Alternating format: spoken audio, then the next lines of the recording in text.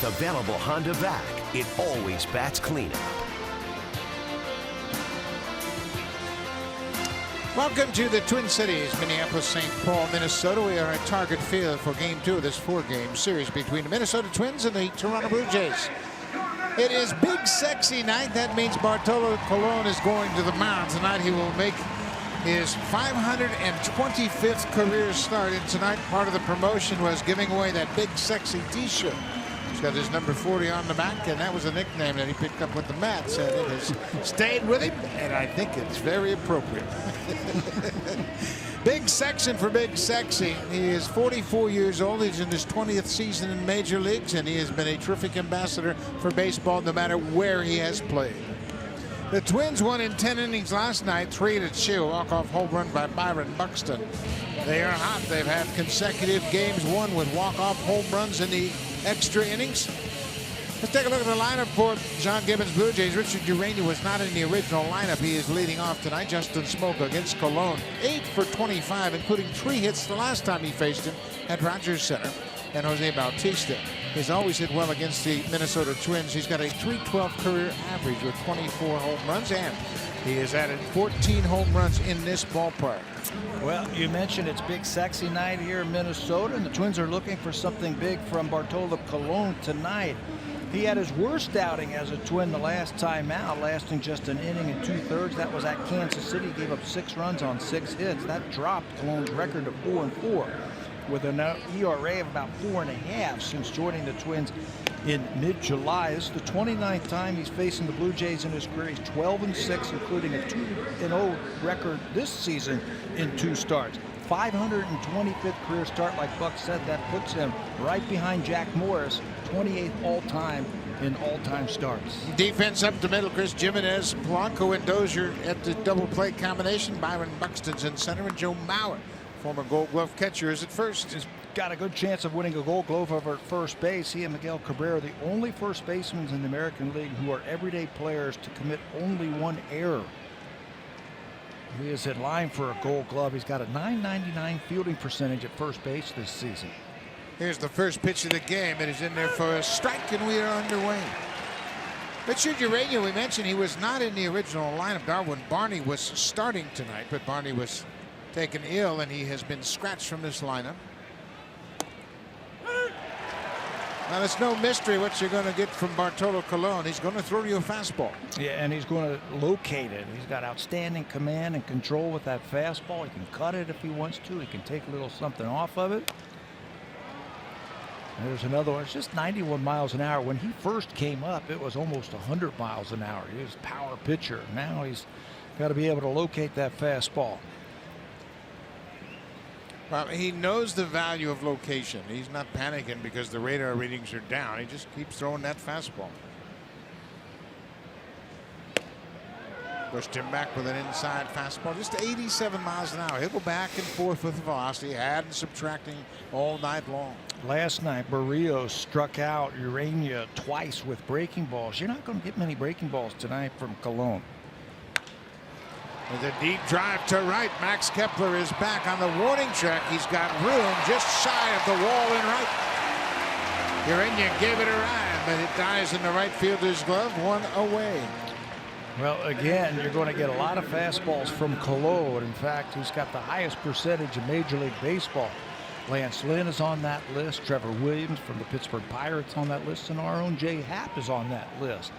So 2 very similar pitchers who the last time these 2 teams faced, these 2 went at each other at Rogers Center. August 25th, Colon came out on top. The Twins won that game 6-1.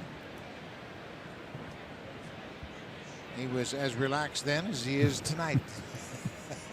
This is Josh Donaldson. He takes a mighty cut, swings right through it.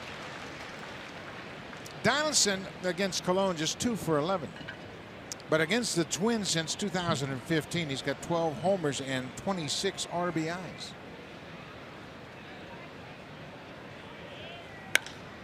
Drives that ball into the alley in right center, but there's Byron Buxton. Cruises over and makes the catch.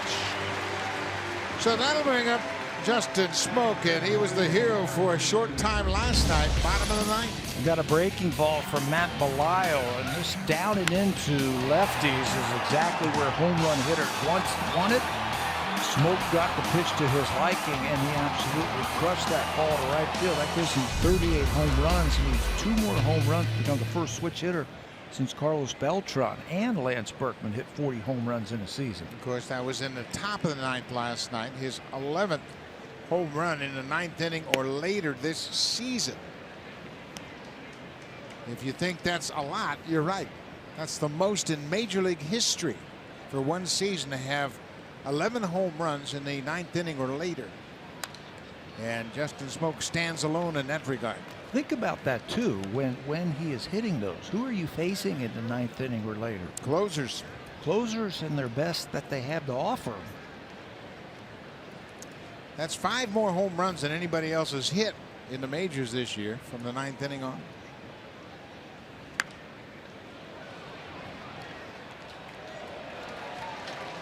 Smoke's had a terrific season. You look at the slugging percentage leaders in the American League. Judge, Ramirez, Abreu, Altuve, and then Smoke. He's 5th in the American League. An impressive list of sluggers. Lots of Jose's and a Judge and a Justin on that list. He's become a good hitter this year.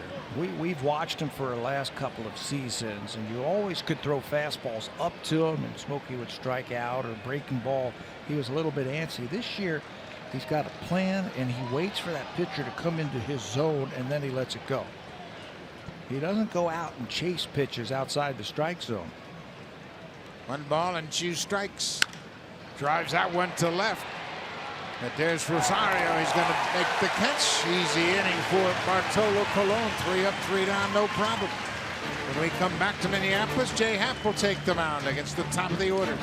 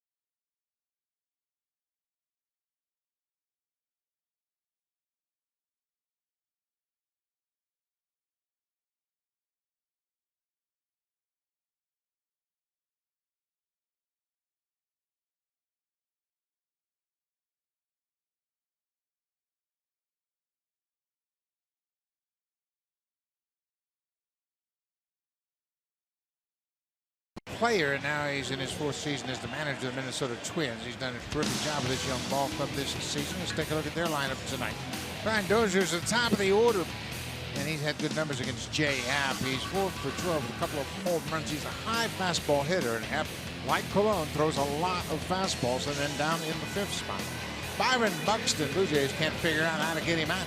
He has 4 homers in his last 2 games against the Blue Jays, including that walk-off home run last night in the 10th inning. Better change something up because he has been on fire against the Blue Jays. So's this guy. Jay Happ has won both of his last 2 starts that improved his record to 8-10 with a very good earned run average of 373. He's allowed 1 earned run in 3 straight games in 6 of his last 8 starts. He faced Minnesota, we talked about, on August the 25th. They reached him for 5 earned runs in 6 innings. In fact, that was a loss to Colon. That was Jay's last loss. He hasn't lost in 3 starts. He misses with the first pitch to Brian Dozier. Dozier batting .257 with 30 home runs. He, like Colon, will throw that fastball. He throws the 4th most fastballs in the majors. He has located it very well, really utilizing the outside part of that plate. There's another pitch right up the middle. Goins is there. He throws out Dozier. 1 away. Let's check in with Jamie Kemp, who's got an early update for us.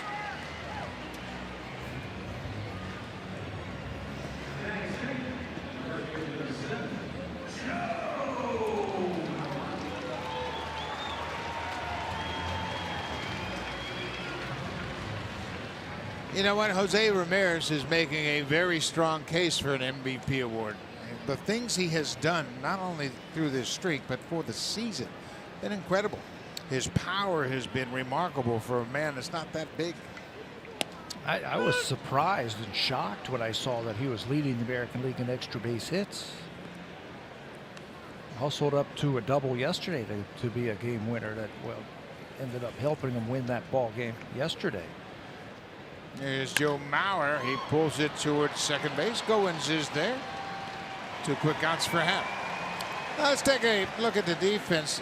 In the outfield, it's Hernandez, Pilar, and Bautista from left to right. Urania back at shortstop, and Russell Martin back behind the plate. Great to see Russell back behind the plate. 70th start at catcher this season for Martin. He missed a month with that oblique problem. He started on Wednesday's game for the Blue Jays. Had the day off yesterday and back in there today to catch Jay Happ. Just good to see him behind the plate, the way he runs the show back there. He is the leader behind the plate. There's no question about that. This is Jorge Polanco, the switch hitter, batting right-handed against him. I asked Paul Molitor about these 2 switch hitters. They're not prototypical 3-4 hitters in their lineup with Polanco and Escobar. He said, I like the way they swing the bats from the right side especially. I'll do it a little differently when I have a right-hander on the mound. He'll put Rosario up in one of these 2 spots, but this is the lineup he likes best, with Mauer hitting second, then Polanco and Escobar. They aren't your prototypical 3 and 4 hitters. They don't look like giant home run type hitters, but they make solid contact. They have good at bats. They have good RBI numbers. They're hitting really well with runners in scoring position, and they're switch hitters. So the opposition's manager can't use his bullpen late in the game against you. You have to pick which side of the plate you want them to hit from. The ball gets in on his hand, smoke into foul ground, makes a nice running catch. Quick inning for Jay Happ. 3 up, 3 down, no problem whatsoever. Both starters off to a good start to this ball game tonight.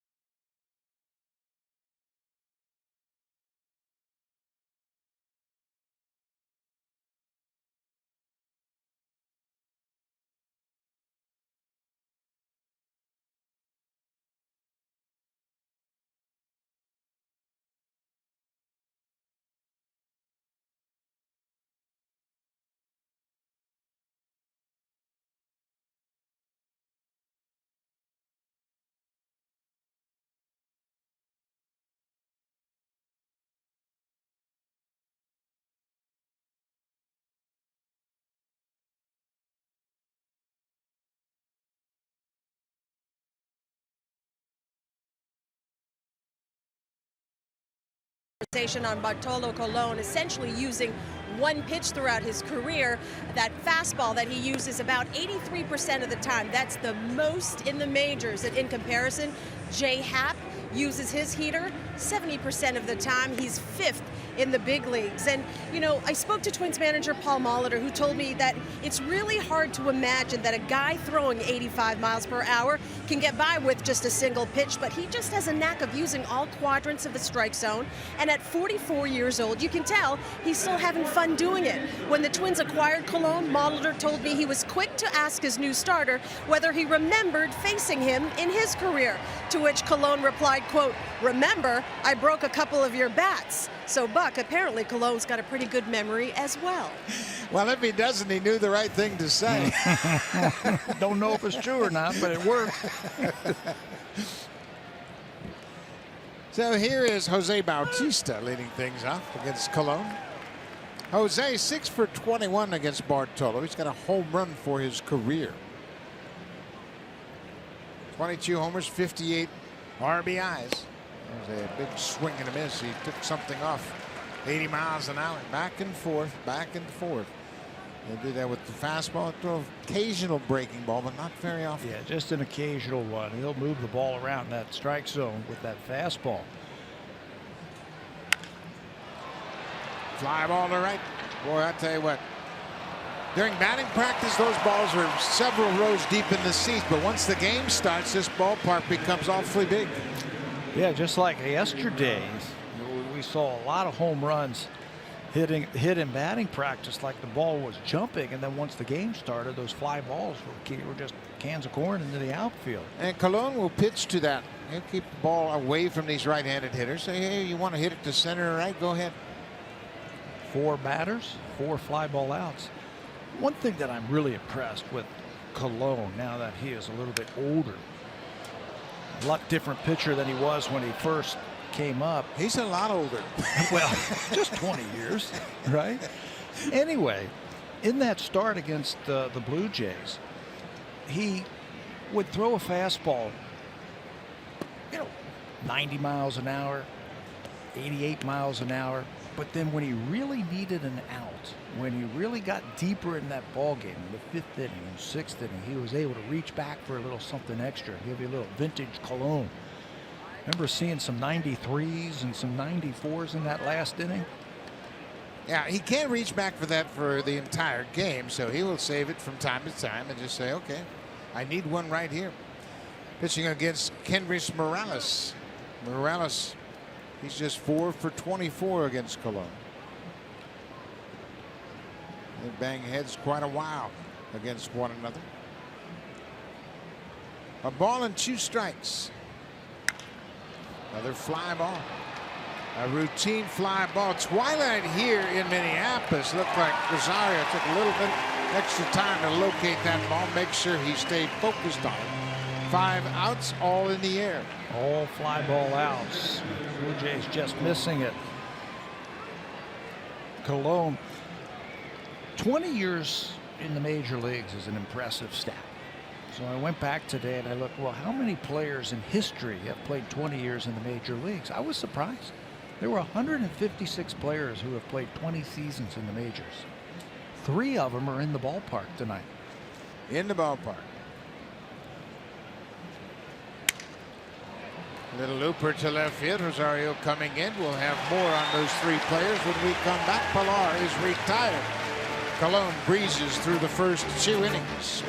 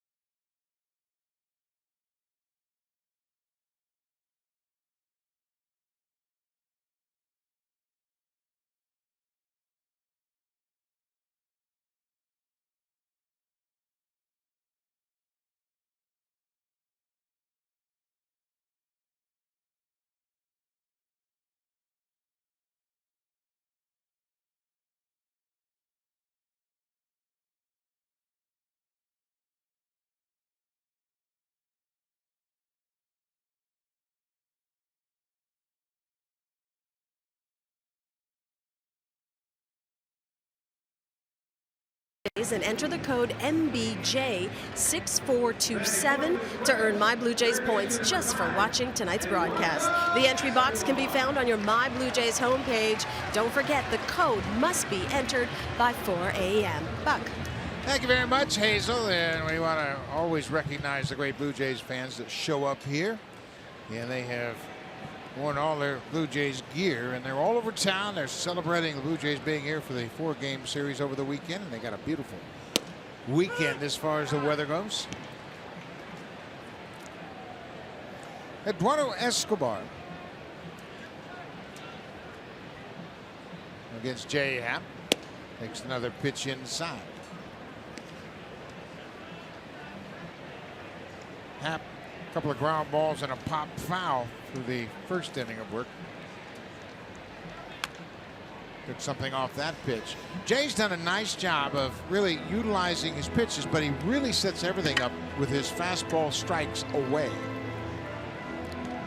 He has been able to pound that strike zone to the arm side, especially to right-handers. And what's impressive when you watch Happ and you watch Colon, we've already shown you that they throw a lot of fastballs, but their fastballs are 92. Jay can get it up there to 93 or so, but it's where they are throwing it and when they are throwing it. Well, the difference between Happ and say somebody that throws 96, 97, same for Colon. When you throw 97 to 100, you can make mistakes, and they're not going to hit every mistake. But when you're Colon and Happ, you're prone to make a mistake, it's going to get hit. And that's why they have to be so fine with their command. A off-speed pitch, and it pitched down and away, very effective. That's the first strikeout for Happ. And here's Byron Buxton. He was the hero for Minnesota last night. Got to figure out a way to get this guy out. Very quiet at the plate now. Early on, it was high leg kick, a lot of movement. They've spread him out a little bit more now. He sees the ball. That's home run number 4 against the Blue Jays this season. It's in 4 games, 3 of them in 1 game. Urania had that ball go off his glove, and Pilar's going to play it back in. Big turn at first for Buxton. Boy, you love to see that. He didn't assume anything about that being a single. He was thinking about possibly going to second on that. You know, that's what speed does right there. It keeps everybody on their toes on the field. Even this ground ball that goes off the glove of Urania was almost turned into a double by Buxton because of the way he gets down that line. Watch the turn at first base. He's thinking about turning this into a double. But because Pilar hustled back in there and got that ball, got it back in, held him to a single. 6-game hit streak for Buxton. Now you got to keep your eye on him at first. He's only been caught once this season trying to steal. He is 25 for 26. Fouled off by Rosario. Rosario is starting in left field tonight. That's where he's done most of his work this season for Minnesota. He was in right field last night. But Butler has a lot of confidence. He can put him anywhere in the outfield, and he'll do a good job. He's a good outfielder. He's got some speed. He's got a good arm. Outfield assist. It's an interesting player to have hit behind Buxton. He doesn't take a lot of pitches. So Buxton, if he's going to run, he's going to have to pick the right ball to run on. Rosario likes to swing that bat. He's not a patient hitter at the plate. 25 for 26 this season in stolen bases. Only Wellington Castillo of the Orioles has caught Byron Buxton trying to steal. And that was way back in May.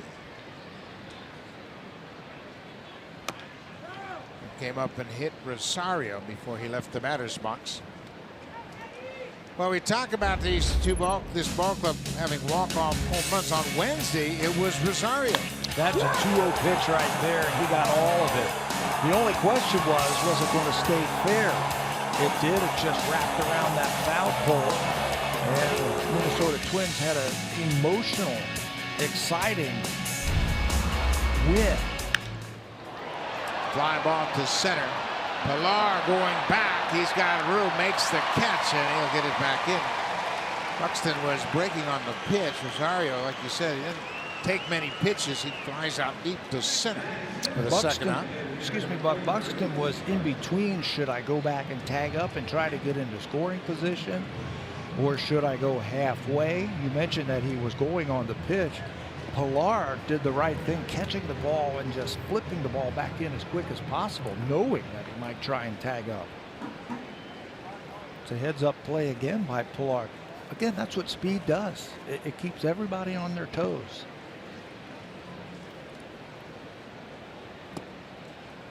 This is Mitch Garver, who's the DH tonight. He's a catcher who's got some opportunities as the DH. The Blue Jays saw him at Rogers Center earlier in that series when these teams last played. He's got some power, too. He had a triple on Friday night against J.Happ. That's why he's back in there tonight. And there went Buxton. Boy, he had a terrific jump. You know, and looking at Buxton as he was breaking towards second, he reminds me of the Marquise Grissom saying, 11 steps and a slide. And he was stretching it out, man. Watch these strides.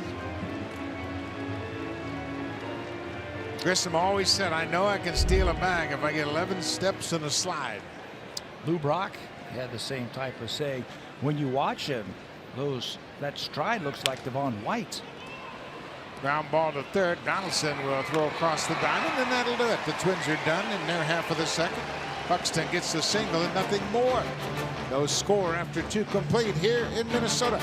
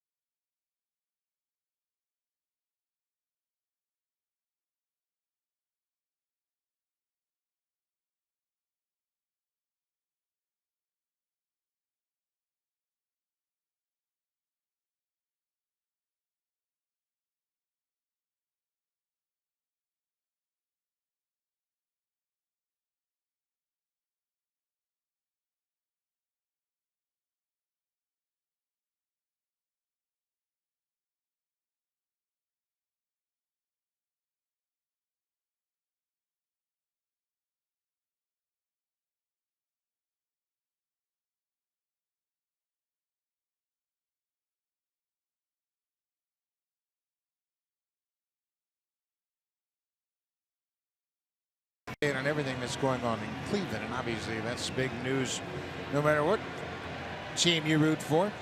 Cleveland's magic number to clinch the AL Central is down to 3. And they came back last night with 2 outs, 2 strikes in the bottom of the 9th and came back to win it in the 10th.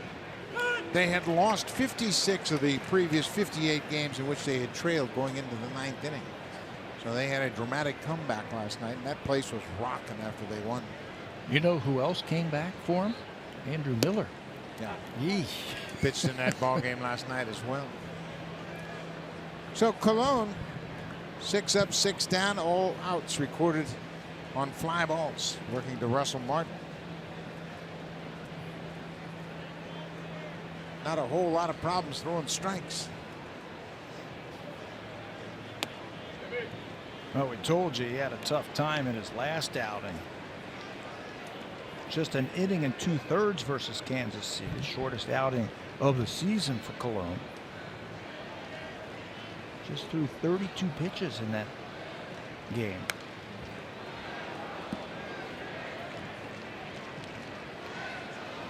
So Russell fouls that pitch off, and you can see the pitch was up and away, and you got to reach for those pitches. You know, everybody's trying to get cute and figure out, well, I'm going to pound him inside and embarrass him. How about if you just pitch him away and get him out? Those hit fly balls. 6 up, 6 fly balls for the Blue Jays. Well, if you wonder what the noise is all about, the Blue Jay fans started chanting, "Let's go Blue Jays," and the Minnesota fans took exception to it. Now we got a nice rivalry going here tonight on Friday night.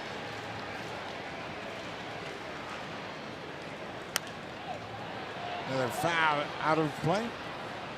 Tell you what, he looks healthy. Those are healthy cuts right there from Russell. I was talking to him the other day about the problem. He said he felt it in batting practice when they were playing Pittsburgh, and then it came in the game, and he said, you know what, I better shut this down. And he was out for about a month. Another pitch away, and this was slicing away from Kepler and then go into the seats. And I said to him, I said, is it the type of injury where you just wake up one day and it doesn't hurt anymore? He says, well, you can feel it getting better, and you would work on it and you'd work out. He said, once it started getting sore again, I knew I was pushing it too much. I had to get to a point where I could do some workouts and do some stretching and some weight work where that pain wasn't in my side anymore, and that's where he's at right now. That pitch was a foul ball, and that was one of the few pitches that Colon has thrown inside. He had stayed away from Martin, and that's just left the bat out there a little bit too far.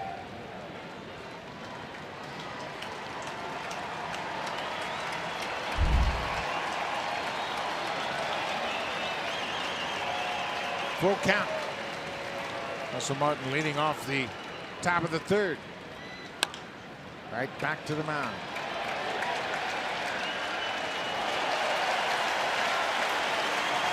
Colon warmed up before the game, and down in the bullpen, it was quite a scene. Here he is in his 20th big league season.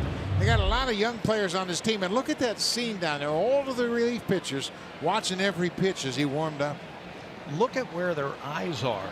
They're on Colon. They don't take it off of it. They're watching the ball move. They're watching how he does his work. They are carrying a boatload of relievers. All these young kids got a chance to go down there. When he was finished, they all clapped and congratulated him warming up. Well, whatever he's done it for 20 years, and he's still pitching at a very high level. That was the 525th time that he did that. Think about that. That is the 29th most starts ever in the history of baseball. Ryan Goins rolls this one toward first. Mauer's going to have to hurry. He'll get there and tag Goins. So 2 weak ground balls here in the third. They talk about the age of Colon. He's 44. He's playing in his 20th season in the major league, and he is a rarity. Rarely do you see players play into their 40s, but right now there are 4 major leaguers that are active in the big leagues over 40. Ichiro Suzuki, that's a Hall of Famer right there with over 3,000 hits. Here, over 1,200 hits over in Japan. R.A. Dickey still going strong at 42. Koji Uehara just back with the Cubs at 42, pitching out of the bullpen for Chicago. But the leader of the pack is this guy right here. Now, Colon, after he had to break off the mound, takes a little extra time to catch his breath before he works here. Hernandez, and now Chris Jimenez is going to have to make sure he's rested up enough. He took a sprint toward first, not knowing whether or not Mauer would need some help to retire Goins. I don't know if they're concerned that he might have tweaked something on the way over there, but both the third baseman Escobar and the catcher Jimenez went out to check on Colon. Doesn't look like he's concerned whatsoever. He never looks like he's ever concerned. Looks like he's having a lot of fun out there. Oscar Hernandez batting ninth. Finish up that thought about how many starts he's had. 525, which is 29th most in Major League history. The leader, Nolan Ryan. Nolan had 773 starts in the major leagues. So Bartolo, you're about 250 behind the Ryan Express. How about that? Nolan Ryan Pitched from 66 to 93. His last year, he was 46 years old. Look at that fastball command. Everything on the outside quarter. One low, one middle, one high. That's pitching, man. Next thing you have to do is you got to watch to see the miles per hour. And it might be 92, 88, 87, 91.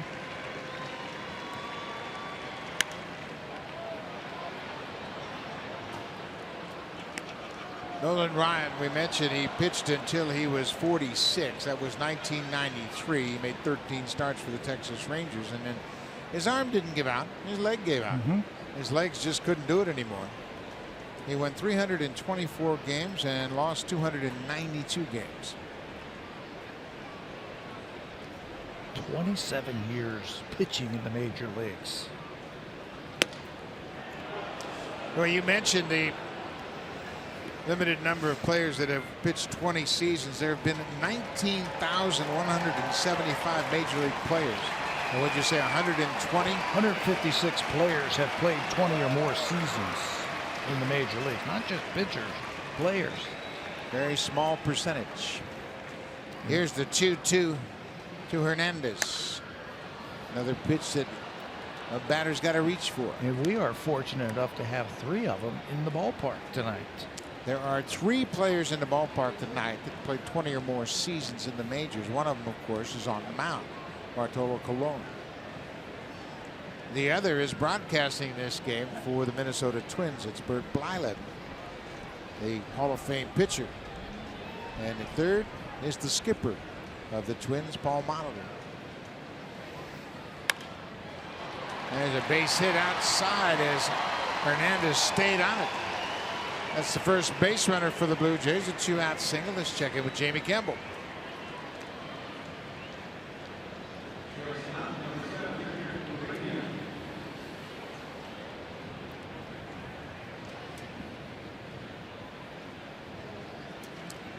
Home run number 22 for Gregorius after he hit 20 home runs last year. He's got 76 RBIs at the shortstop position. And he has been around for a long time. What is he, 27 years old? Maybe 28?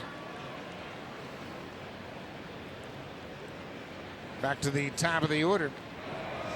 Well, if I'm the Blue Jays right here, I got to send the runner early in the count here. Teoscar Hernandez has some speed. He has the ability to steal bases. Jimenez is catching tonight. He's thrown out almost 29% of the base stealers. That's above the major league average. Last night it was Jason Castro. Jimenez catching for the 50th start tonight. No score. Each team with just 1 hit. Not running. Pulled on the ground. Bauer makes a nice play.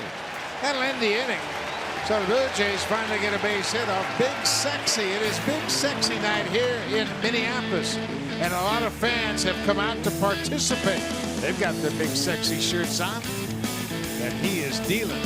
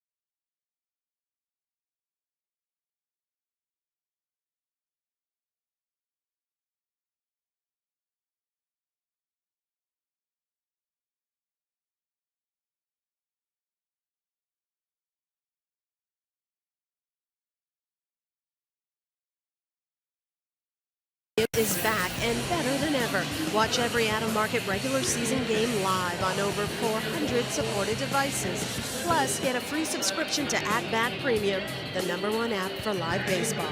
Blackout and other restrictions apply. Visit MLB.tv for details.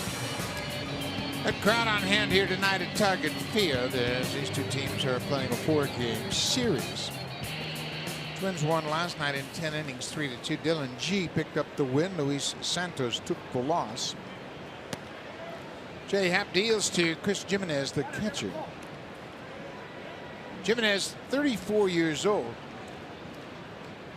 He was originally drafted and signed with the Cleveland Indians out of the University of Nevada, Reno. There have been some pretty good ball players come from that small school in Reno, including Lyle Overbay. A nice career, played for the Blue Jays, of course.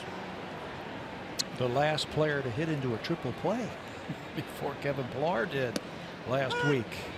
Good cutter right there from Happ. 1-2. Boy, Jay has really changed his fortunes the last couple of years by speeding up his tempo, working quickly, and just not so worried about setting up a hitter as he is about making quality pitches. And trusting his stuff. You hear that all the time from pitchers. I need to trust my stuff. And Jay finally knows hitting is hard. But if I make my pitch, I know I'm going to get the best results possible. They're not going to hit me. Yeah, for a long time, Jay would look around and see other left-handers and say to himself, "Oh, my stuff's better than his stuff. How come he's winning and I'm not?" And then he started to reevaluate things and turn things around. Last year, a terrific season. He was 20-4 with a .318 earned run average. Pitched 195 innings. It was a career high. This year, of course, he got off to a slow start, made 3 starts and had elbow problems. I think Pete Walker is very pleased with where Happ is right now to finish up this season. I had a chance to chat with Pete yesterday, and I was asking him about Jay. He says, you know what, he's really sticking his fastball, meaning he's using the fastball and he's putting it where he needs to. He's not overthrowing it. He's just throwing it to the spots that he needs to get outs. Well, he loses Jimenez. That's the leadoff walk here in the third. But you go back over the last 3 starts for Jay Happ, and all the numbers across the board are very impressive. And look at the opponent's batting average with runners in scoring position, just 1 for 14.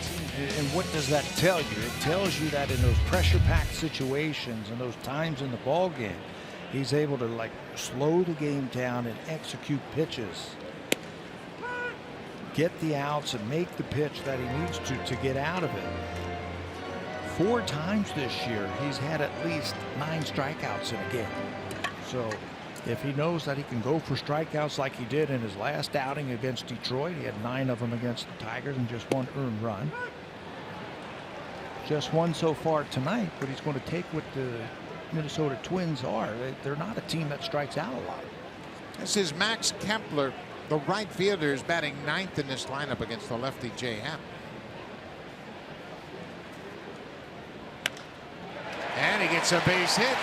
So Paul Molitor rolled the dice and put Kepler in the lineup. He came into this game batting 129 against lefty pitching, and he rewards Molitor with his confidence with a single here in the third. See big on all in-stock flooring from September 13th to 20th at the Fall Flooring event, only at Home Hardware and Building Center locations. Beautiful ballpark opened up in 2010. We are at Target Field as the Twins are knocking on the door here in the bottom of the third.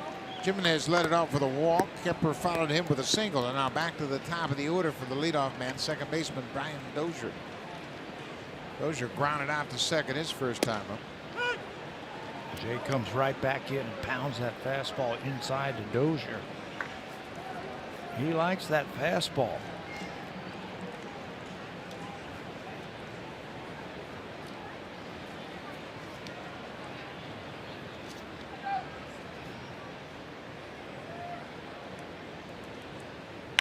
Ground ball up the middle. Urania, he flips it off mark. He went behind his back, tried to get it to Goins, and it wasn't there. He made a good play to get to it initially, but he couldn't stop his momentum and make a good flip to Goins, so all hands are safe. And that's where you're only going to get one right there. So just try and get the out. Like he was still trying to turn two. Dozier runs too well. The ball was hit too far away from Uranga. He gets to it. Didn't even look like he looked to where he was back flipping the ball. Watch it. He couldn't stop. I get that. But he couldn't see where he was flipping the ball, so it'll go as an infield hit. Yeah, he's got to make a more concerted effort to get it to Goins. All they're going to get is one, and that keeps the double play in order.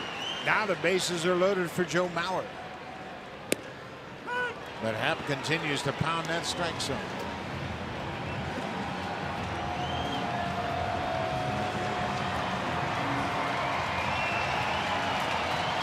Twins starting to put pressure on Happ here, and that leadoff walk factoring in. That's where it usually starts, doesn't it? Leadoff walk. You turn the lineup over after the 0-2 hit by Kepler. Yeah, leadoff walk to the number 8 hitter. That really hurts.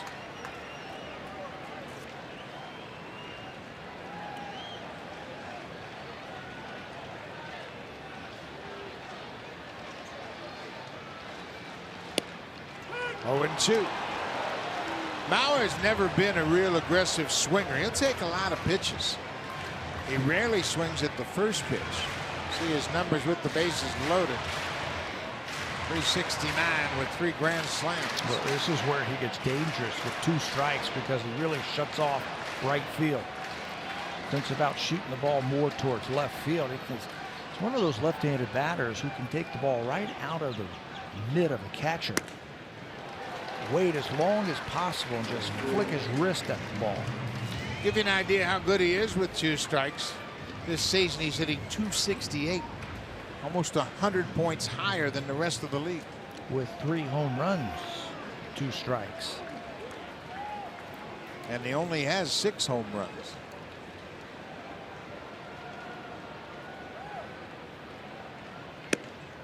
Well, he took a shot at that outside corner and didn't get the call. This is where it's really challenging for Happ because he knows that Mauer hits the ball the opposite field. Outside is good, but you're tempted to come inside, but he's so good at cutting that ball inside. Yeah, staying inside that ball with his hands and flipping it into left field. He keeps checking to see where he is on the plate. They throw him a good pitch out over the plate. 94, a little extra heat on that last fastball. He's not peeking down to see where the sign is. He's peeking down to see where he is in relationship to the plate. Joe Mauer has hit .463 in his 13-game home hit streak. .463. Of course, he grew up right here in the Twin Cities area. He is really at home. Good pitch by Happ. Mauer just gets a piece of it. These are the fun at bats, aren't they? Experienced pitcher, good left-handed pitcher against an experienced hitter who knows what he's doing up there. You can see Happ going through his mind and say, what do I want to do next here against Mauer? Is he on my fastball? Should I take a chance of maybe going inside or maybe throwing an off-speed pitch to a good hitter? Hey, they read the numbers just like we do. He knows that Joe Mauer is really hot right now. 2-2 pitch. Fly ball. Left field. Jimenez tagging at third. Here's the throw to the plate. It is not in time. Good strong throw by Hernandez, but Jimenez slides in ahead of the throw, and the Twins have taken a 1-0 lead. Sac fly for Joe Mauer, RBI number 60. What did you say Paul Molitor said? He drives and runs one at a time. He picks one up right there with a tough at-bat against a tough lefty. Fell behind 0-2 quickly, and he's going to get one in with a long fly ball to left field. Hernandez made that very close. Very close. Teoscar with a strong throw to the plate. Strong throw right on line, just a little bit late. He was fairly deep in left. This is Jorge Polanco. He's a free swinger. This is going to be into the seats, out of play. We mentioned the Twins and how hot they have been. They're 27-16 since August 1st. Only Cleveland and Boston have a better win percentage than the Minnesota Twins. People might not recognize that, and they've really played well at home. They've won 11 of their last 13 here at Target Field. They are legit. You know what they're doing that people didn't expect them to do? They're hitting home runs. Popped up, Smoke into foul ground. He's got plenty of room. He makes the catch, and Polanco's retired. Second time that Polanco has fouled out to Smoke over at first base. Coming into this game, only the Indians have hit more home runs than the Twins in the month of September. I mean, when you look at the Minnesota Twins, you don't say power pack, do you? Not at all. But they have some free swingers, some young kids that are really swinging the bats well. You see, since August 18th, they have more home runs than the Indians, the Orioles, the Athletics, and the Rays. And they're missing their best home run hitter. Miguel Sano. Molitor not very optimistic that they're going to see Sano back this season.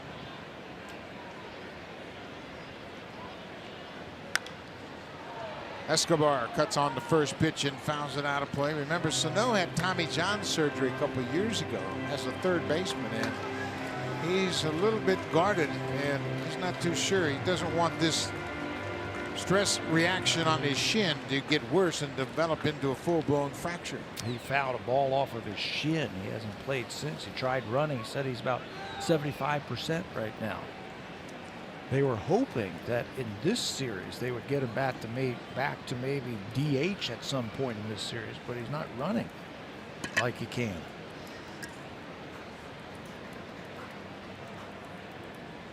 Oh, and 1-2 Escobar. Good pitch inside.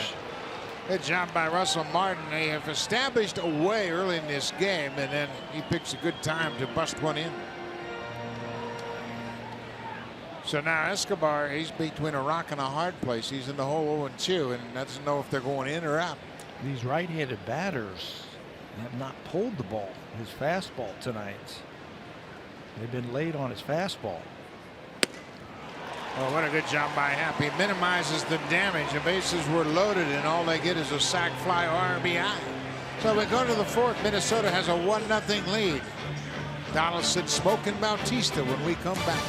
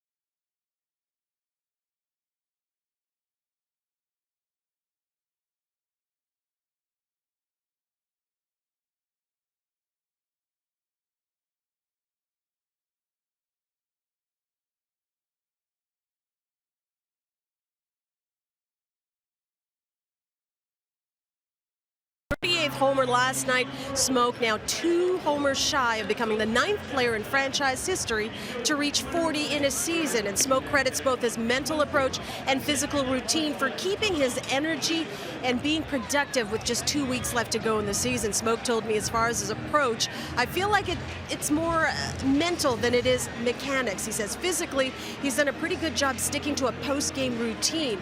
Smoke shared that when he wasn't playing every day, he would work out before ball ball games. But with regular playing time now, he does just enough to get activated to go take BP and play the ball game. But afterwards, he'll get a short lift in the weight room, maybe a little bit more work on the body before calling it a night. Buck, that's how he's been able to keep his stamina in a season that he's been calling a grind for him and his teammates. Well, you know, it's a grind for everybody, and it's much more of a grind when you're not looking ahead to the postseason, but you've got to push yourself, and Justin has done that, making sure he stays to that routine. Because of that, he's been rewarded with a career season. Josh Donaldson shows bunt, takes strike one from Bartolo Colon. Donaldson flying out. First 6 batters tonight facing Colon all hit fly ball outs. And Martin and Goins grounded out. Urania grounded out to end the inning. Quick like a cat as he snared that hot shot right before it went through his legs, and Colon still got those good hands. You know, and I'm sure Josh was surprised that he caught that hot shot right back to the mound. They got a defender behind him, so he would have been there, but the 44-year-old says, I still can do that. Josh, watch Donaldson. Hey, what are you doing?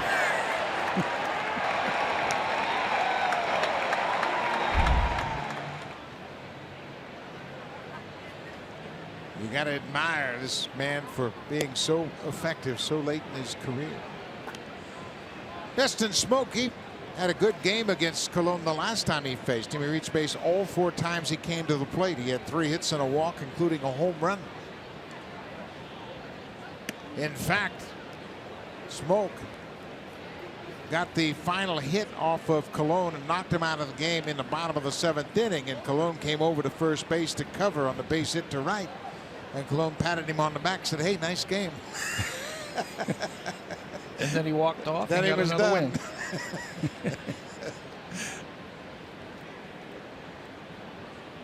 win. Another pitch inside. 3-0 now to Smoke.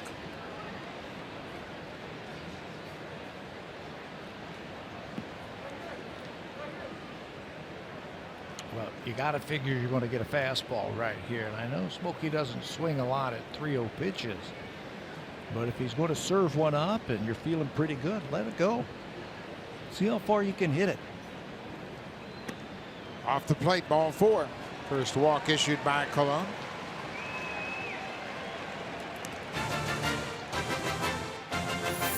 The diverse Civic family, our most powerful lineup yet.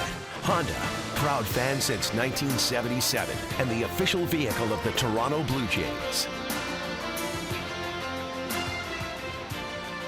Beautiful Target Field on a Friday night. 27 degrees at the start of play. It's cooled off a little bit. Here's Jose Bautista.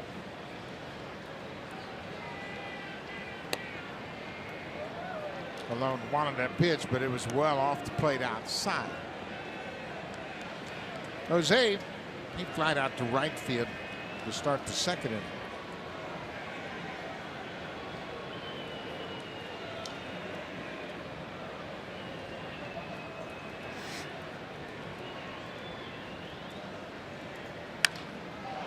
Fly ball to center. Big part of the field once again. Buxton's got plenty of room, and he makes the catch. 2 away. You keep home run hitting teams to that part of the ballpark, you got a good chance of sticking around for a long time. You know, the game has changed so much. The players are bigger and stronger, and the bats are harder, the ball flies. But years ago, the parks weren't this small. And this is a small ballpark. And now, because they have brought the fans in all over the place, there's less foul territory. There's shorter distances to the fences. It's tough for pitchers to find a place to pitch in most ballparks. But that's still 411 feet to dead center. If you don't catch it right, it's not going out. The ball was just a little bit off the end of the bat from Bautista. He was out front just a little bit. It looked like Colon took a little something off of it. He has a great feel, obviously. This is Kendrys Morales with a 1-0 count.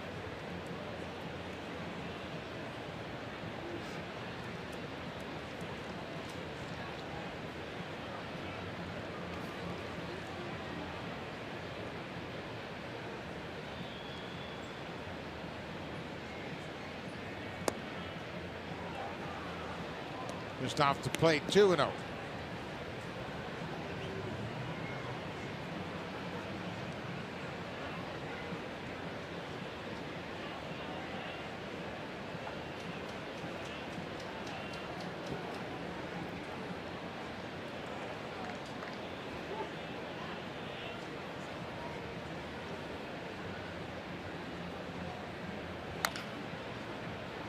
Another in-between fastball, just 87 miles an hour with a lot of late movement on it. Everything out of his hand looks like it's going to be the same pitch, doesn't it? But it's 87 to 92. Sometimes he sinks it, sometimes he runs it. And as a hitter, that can become very frustrating when you think you are on somebody like that.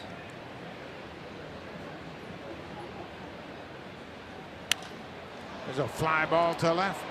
Rosario, he's got good speed. Makes the catch on the warning track. Another fly ball out for Bartolo Colon. Twins have a 1-0 lead.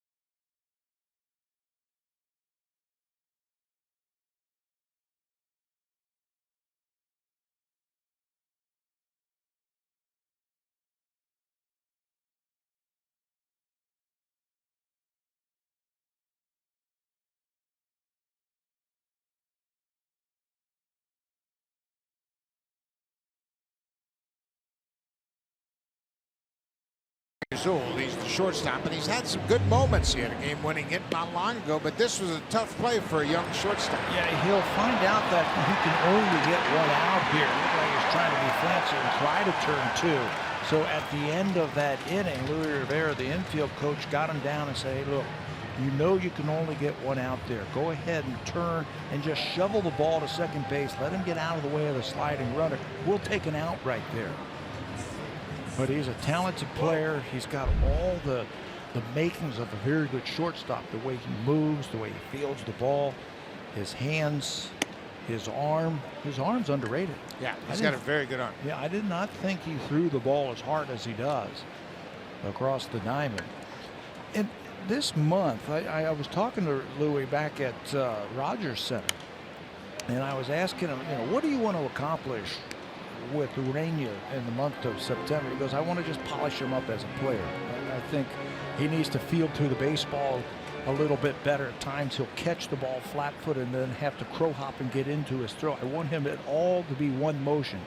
Field it and get over to first base. Buxton with a beautiful bunt, and he's going to be safe. Goins is backing up the play, and Smoke calls for the ball.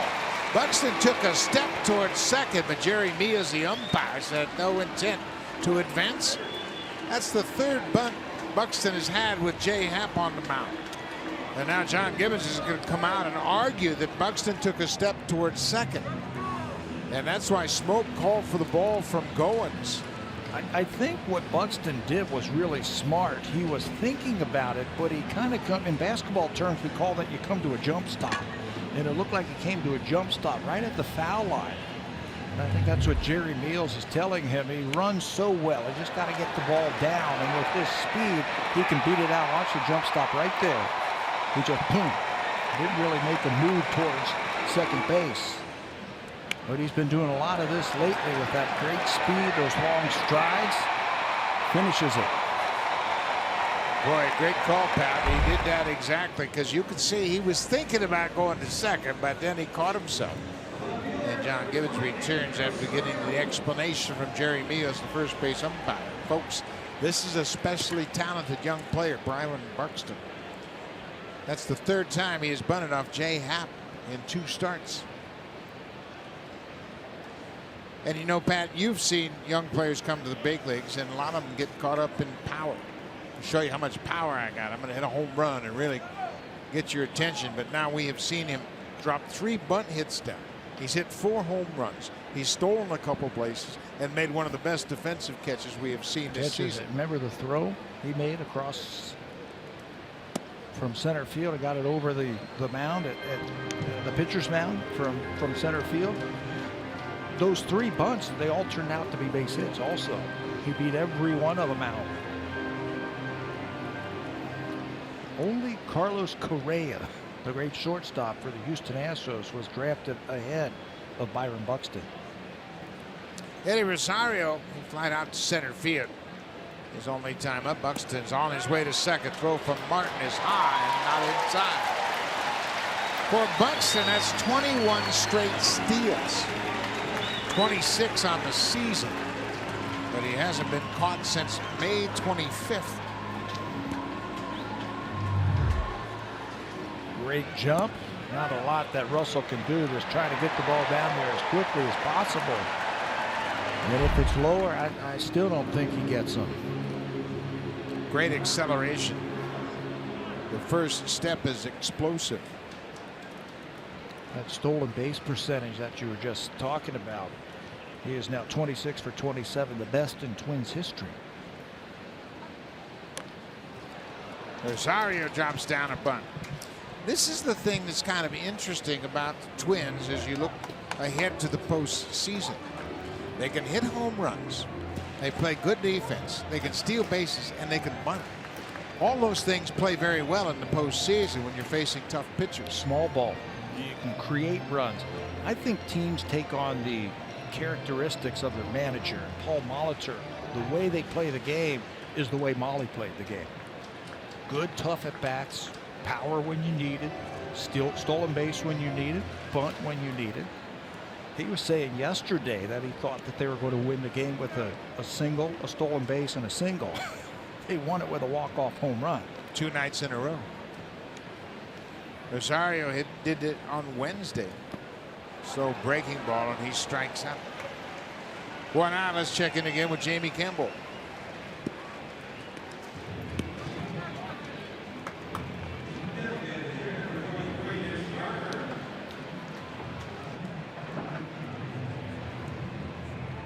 Well, Kansas City had a lead in the game late last night into the 9th inning with 2 outs and 2 strikes, but Cleveland just won't give up. It's an interesting game.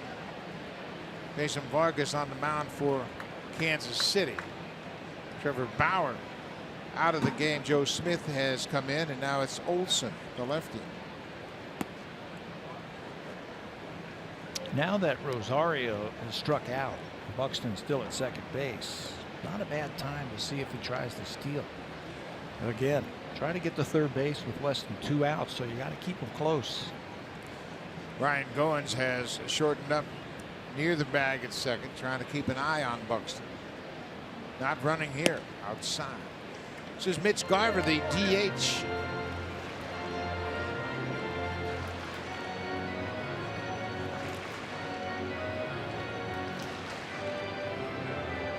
The Blue Jays have had their share of 1-run games. They are tied with the Yankees with 25 run losses this season.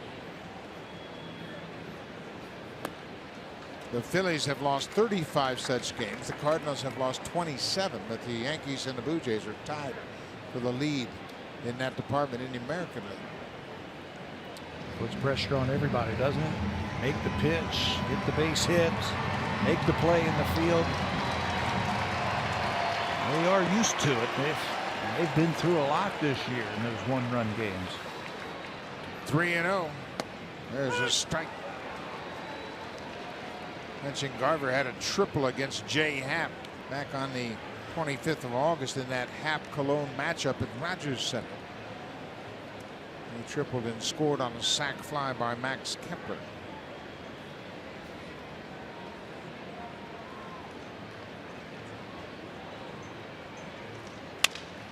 Broken bat. Urania has it at short, throws out Garver, and that's the second out. So Happ's done a nice job after Buxton stole second. He was able to strike out Rosario, and now he gets Garver to ground him. Yeah, leave him standing out there. Good concentration right there by Urania. You got the ball coming at you. You got the barrel of the bat coming at you. You're trying to decide what that runner is doing right in front of you. And he stays with the concentration and records the out over at first base. He does a lot of good things at shortstop. And he's going to do more good things at shortstop with the help of Luis Rivera. 2 outs now. This is the catcher, Chris Jimenez. He's scored the only run of the game. Here he drives one deep to right. Bautista's back, looking up. This ball is off the wall. Buxton's in to score. Bautista plays it back in quickly, but Jimenez drives home Buxton with a long single off the wall and right. 2-out hits.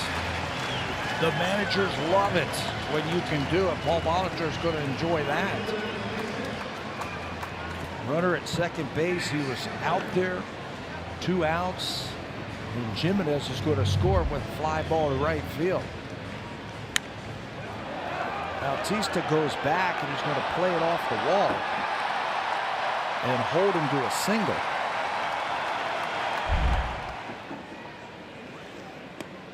You know, we have seen this for 2 straight nights.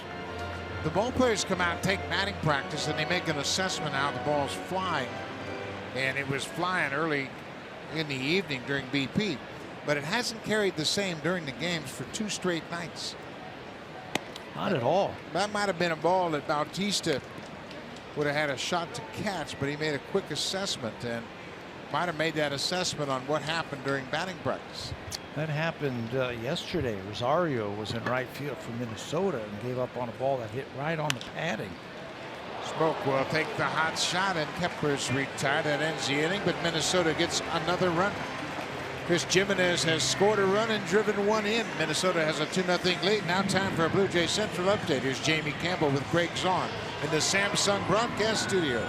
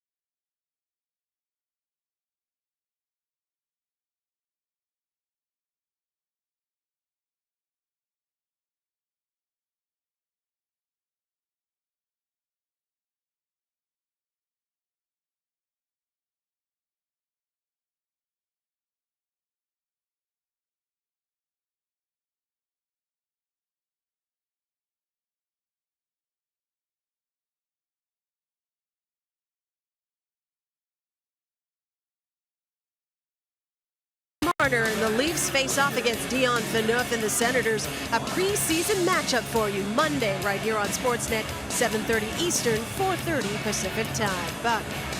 Thank you very much. Hockey season just around the corner, and we love Saskatchewan as well. Thank you very much for that sign, and we appreciate the support. A lot of people having a good time here, and Blue Jay fans have been very, very loyal no matter where the Jays are playing, and we love all the support and all the love you've given us. Thank you very much. Blue Jays down 2-0 as Bartolo Colon throws a first pitch strike to Kevin Pillar. Blue Jays have had 2 base runners. A 2-out single by Teoscar Hernandez and a 1-out walk by Justin Smoke. In a lot of fly balls, those have been off the barrel.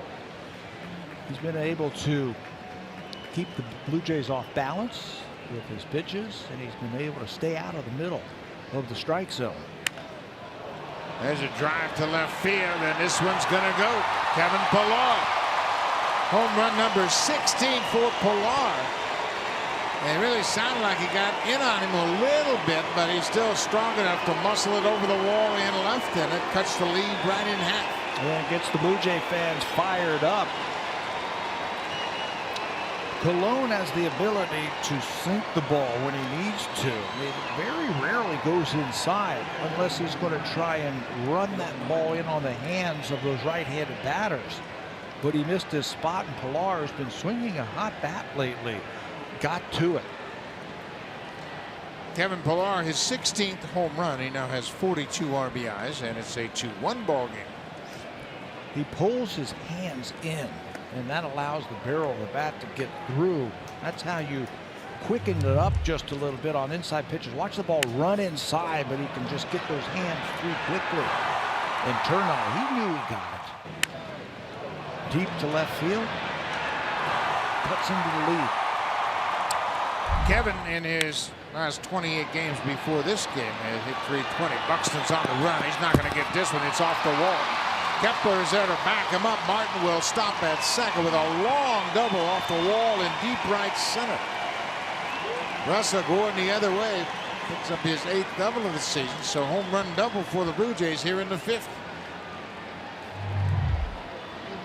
You always have to wait when you're playing the Minnesota Twins on a ball into the gaps because you don't know if Buxton's going to get there. He has a bead on it, but he runs out of room.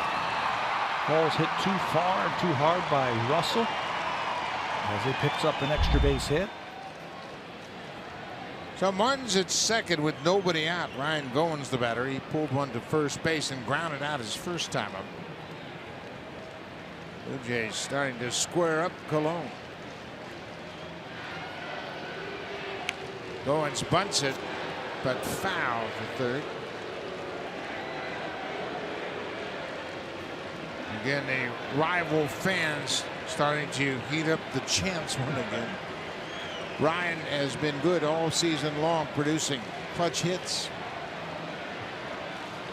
He'll take a hit here, or at least advance that runner. He did the smart thing, giving himself up. You know where Colon's going to throw the ball, away. So if you're going to bunt it to the third baseman. Shows bunt again and bunts it foul. Trying to be a little too fine with that bunt. He bunts it foul twice.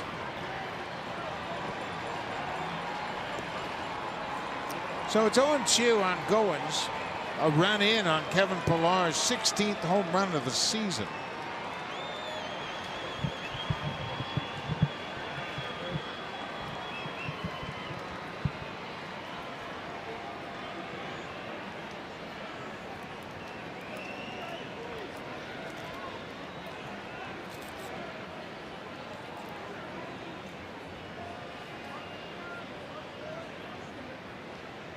Colon taking a long time to get the right pitch he wants.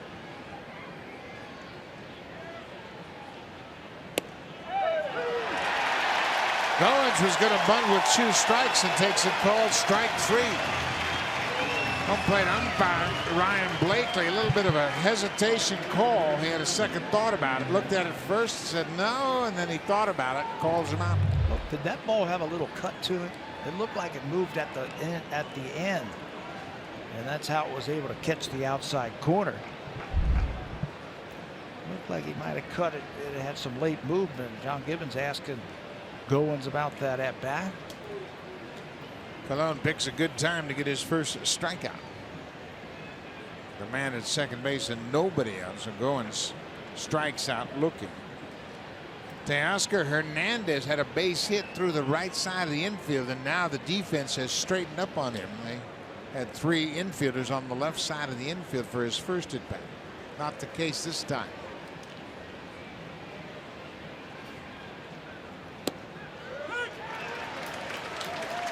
Right on the outside corner. Colon won the Cy Young Award in 2005 while pitching for the Angels. He went 21-8, made 33 starts, pitched 222 2/3 innings.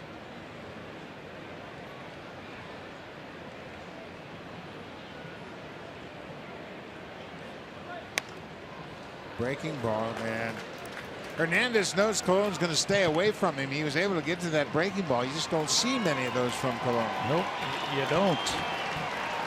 And if he throws another breaking ball, he might make it a little further outside. Just keep inching out there. Teoscar had a great at bat against him his first time, trying to go out there and just punch the ball the other way. I think that's the same mindset that he needs right here.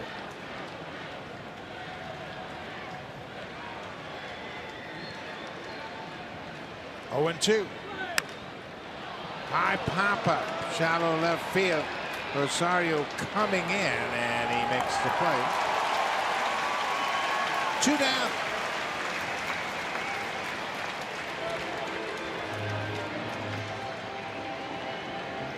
Colon has done it all. I mean, you mentioned it. 20 years in the big leagues. He's a Cy Young Award winner, 4-time All-Star, 2 20-win seasons. I mean, he's seen it all in the big leagues. He was an All-Star in '98 for the first time, pitching for the Cleveland Indians. So back to the top of the order. Colon will work again to Richard Urena.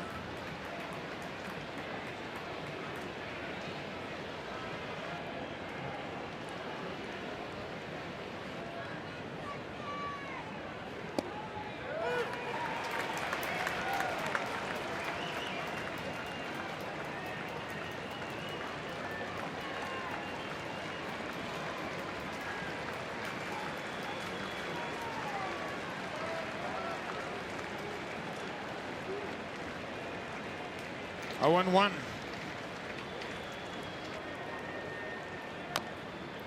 Oh, speed pitch. He took something off that fastball, through just 83 miles an hour. This is about the part in the game when they faced Colon back at Rogers Center, where he had a little bit more left in the tank and he needed a strikeout, or he was able to reach back for a little something extra. See if he does that to Urena here.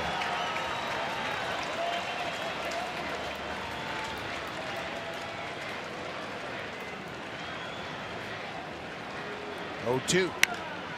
Fly ball left field. Rosario's on the run. He makes a running catch. Urena hit it hard, but the left fielder runs it down. Colon gives up a leadoff home run to Kevin Pillar. That makes it a 2-1 ball game. Pillar connects for his 16th home run of the season. Gets to that fastball and knocks it over the wall in left. 2-1 Minnesota.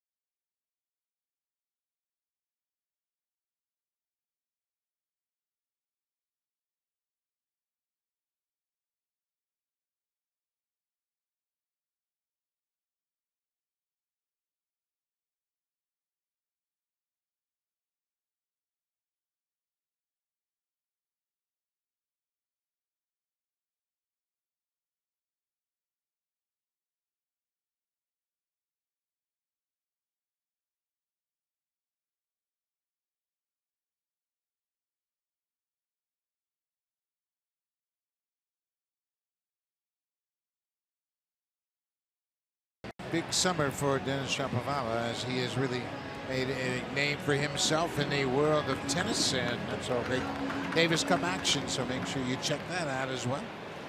We got a heck of a ball game going on here. 2-1 ball game. We go to the bottom of the fifth. Jay Happ and Bartolo Colon hooked up in another pitcher's duel. Top of the order for Minnesota. It'll be Dozier, Mauer, and Polanco for the Twins. Dozier had an infield hit. It was that ball up the middle at Urania. The shortstop tried to make a backhanded play. It went for a base hit, as he missed the mark, flipping it to Goins. Love watching young players come up, and they know when they make mistakes, and then coaches will remind them about it, and then you see if they make those same mistakes, or if they learn from their mistakes. The good ones will always learn, that's for sure. And they learn quickly.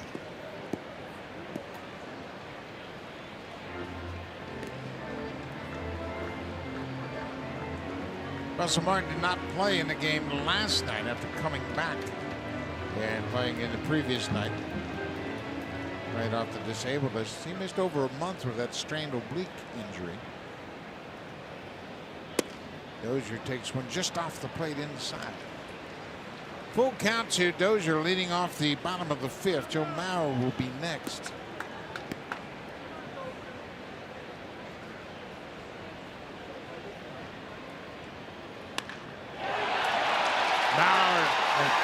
Dozier hits one off the facing of the second deck. Home run number 31 for Brian Dozier. Happ had done a great job of keeping the ball in the ballpark recently. And that time, Dozier connects. That's the second career home run Brian Dozier has hit off Jay Happ. And the Twins get that run right back. You know, he's right on top of that plate, and if you try and pitch him in with that fastball, he's got the ability to just go quick and pull that ball to left field. He's had 66 of his hits go to left field now, 25 of his 31s, and he knew it as soon as he hit it. He knew he got it.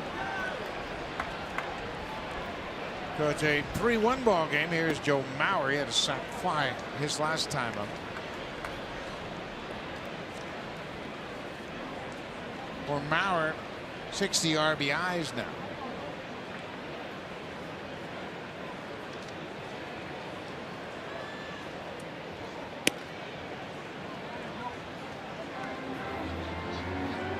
Dozier has done a terrific job hitting in the leadoff spot. He's got 46 home runs post All-Star break since 2016 and leads all of baseball. That's number 18 this year. 18 home runs since the All-Star break. Chris Davis of the A's has hit 38. He's second to Dozier in post All-Star game home runs since 2016. A second half player. Doing it again this year. For most second basemen, 18 home runs in the second half. That's a good full season. He's been a terrific leadoff man since he's come here to Minnesota. He's got 27 career leadoff home runs, 8 this season. He's the all-time Twins leadoff home run leader. Ball in dirt, gets away from Martin. It's now a full count to Mauer. Oh, he told you the Twins hit home runs. Brian Dozier with 31 now. That's 14 straight games that the Twins have hit at least one home run. And to wait to the last one, the last at bat last night to get 13 straight. Ground ball up the middle. Urania, the shortstop, throws out Mauer, and we'll go back and talk to the fact that Dozier is a terrific power hitting second baseman. And when you look at the Twins all-time franchise record, consecutive 30 or more home run seasons, Harmon Killebrew was the all-time leader. Then Bob Allison, Gary Gaetti, Justin Morneau, and Brian Dozier. That's an impressive list. They've had some great players here. You know what's impressive about that? Harmon Killebrew, everybody knows he and Bob Allison, Gary Gaetti, Justin Morneau. It's who is not on that list, which is impressive also what Dozier's done. No Kent Herbeck, no Tony Oliva. No Kirby Puckett. No Kirby Puckett. It's an impressive list. Back-to-back home run seasons for Dozier. And home run this inning, number 31.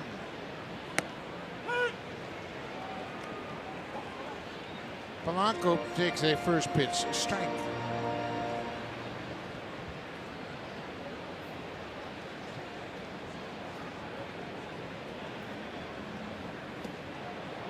That cutter gets away from Happ.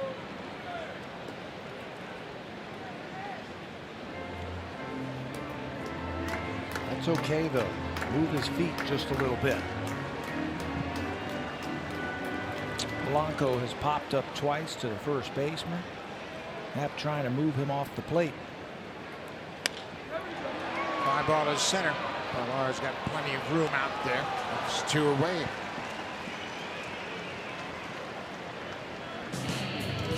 Hurry in to take advantage of amazing deals on the Beauty Tone Signature Series from September 13th to 20th at Home Hardware and Building Center locations.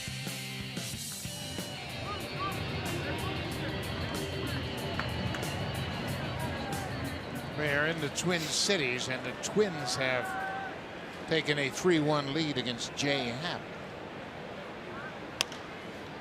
Popped up. Richard Urania, the shortstop, calls for it, makes the catch, and that'll do the Twins in the 5th. But Brian Dozier, who hit 42 home runs last year, connects for a leadoff home run, his 31st, and the Twins have a 3-1 lead.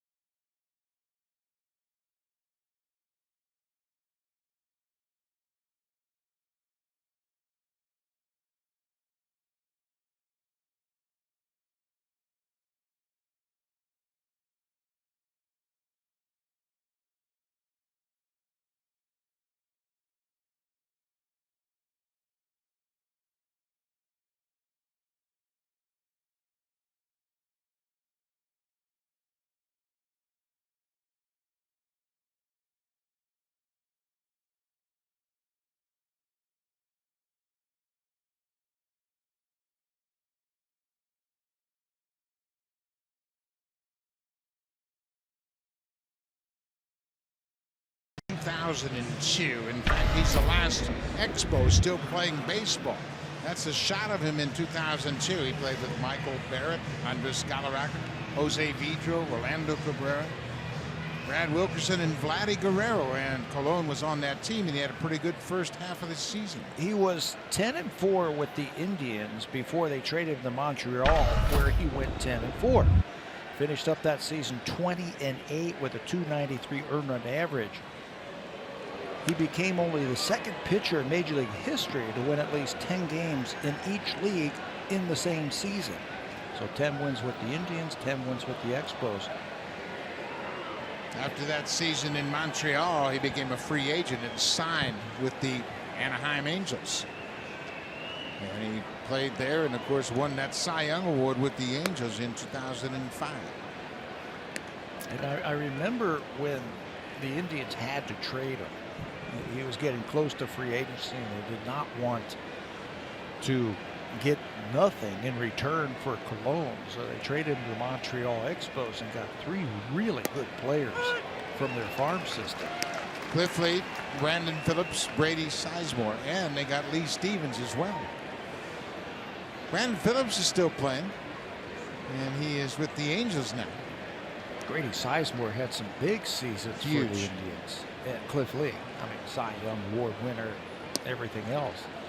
And one of the guys who engineered that trade, Tony LaCava, is in the ballpark today.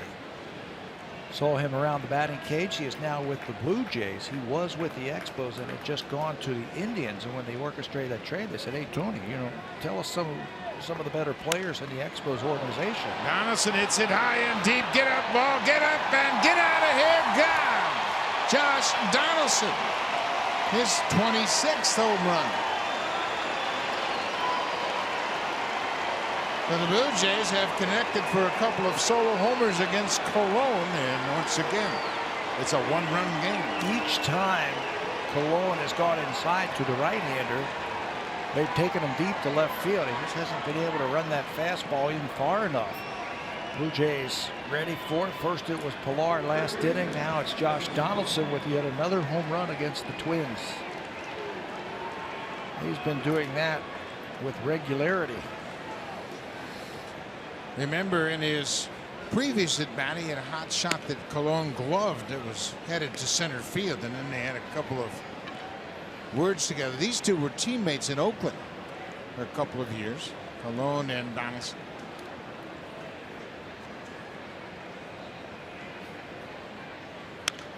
Smoke gets that outside pitch.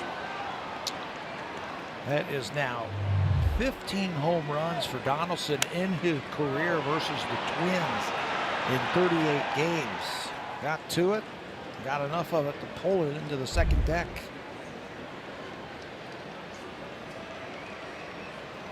Donaldson now tied with Gary Sanchez for the most home runs since July 27th. They both hit 17 home runs.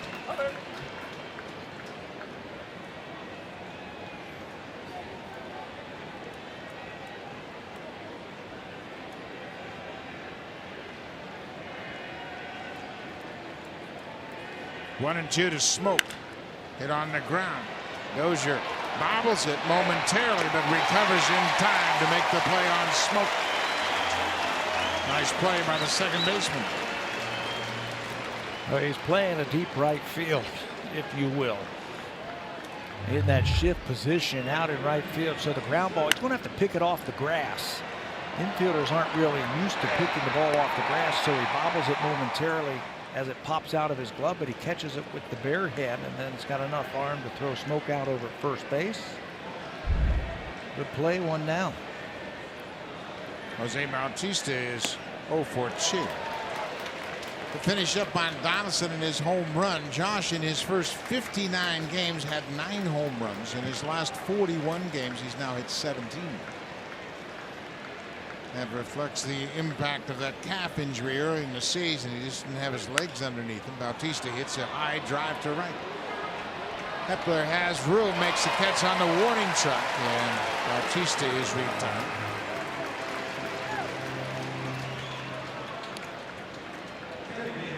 Two away now. So Pilar had a leadoff home run in the 5th. Donaldson hits a leadoff home run here in the 6th, and it's really rattled Cologne. Yeah, he's still flipping the ball up and down, still making jokes. Now, Kendrys Morales here has flied out twice to left field.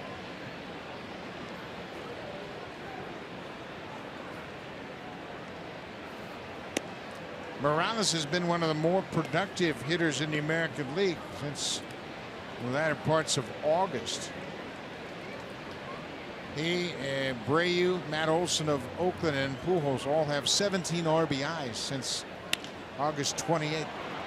This one's going to be another fly ball out. Cologne gets Morales to fly out to center. But Josh Donaldson hits the second Blue Jays home run of the night. Cologne tries to heat him up inside, and he can't get it in far enough. Home run number 26. Donaldson made it a one-run game.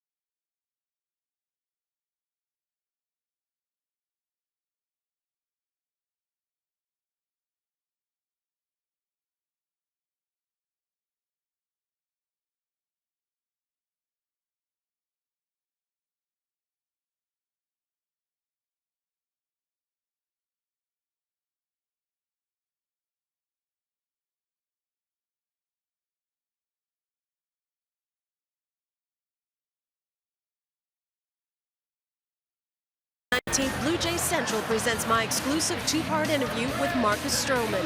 The Blue Jays starter sheds light on the emotional energy that's made him one of the most polarizing young players in baseball and how his personal mantra, HDMH, helps drive him to prove his critics wrong. The show must go on Tuesday and Wednesday right here on Sportsnet. Bottom of the 6th inning, Byron Buxton up, and he goes after that first pitch. Buxton's had a productive start to his night. He singled the left field his first time up. He bunted for a base hit in the 4th, stole second, and scored the second Twins run of the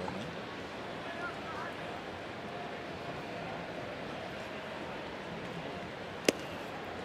Buxton for the season against the Blue Jays is now 11 for 19. That's pretty good, Pat. That's not bad. Scored a few runs. He's hit a few home runs. He's driven in some runs. Need to go back to the drawing board.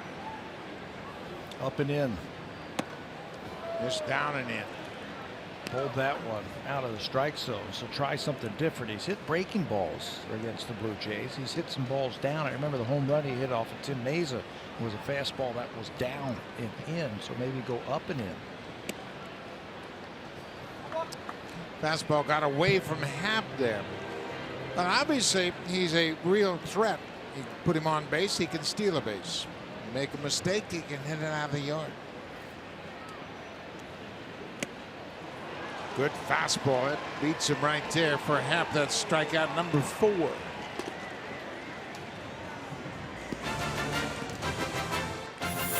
Available Honda Sensing in the all-new 2017 CR-V, designed to help keep you safe wherever you play. Honda, proud fan since 1977 and the official vehicle of the Toronto Blue Jays.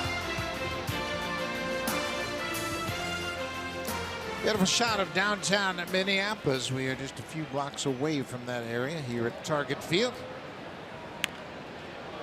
Rosario gets jammed. Donaldson has to play it in a hurry. Makes a strong throw to get Rosario. Check swing roller up the third base line, and Josh, he had just enough time to set himself and fire across the infield. That's what experience can do for you right there. Donaldson knows that Rosario is not going to come out of the box because he got jammed. So he's able to round into the ground ball, field it cleanly, set his right foot, and get on top and throw a strike over to first base. That fastball really ate up Rosario, so on the check swing, he didn't come out of the box very quickly. And I think the experience of Donaldson, who's been around, he's seen that play before, knew he could take his time. Yeah, that's a good call because you check your swing, and of course you're flat-footed in the batter's box, and you don't have the ability to get a good running start up the line.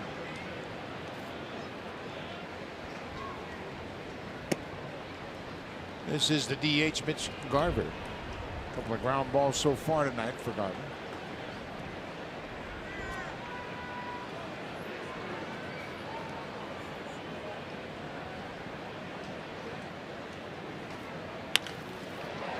Past Urena into left field.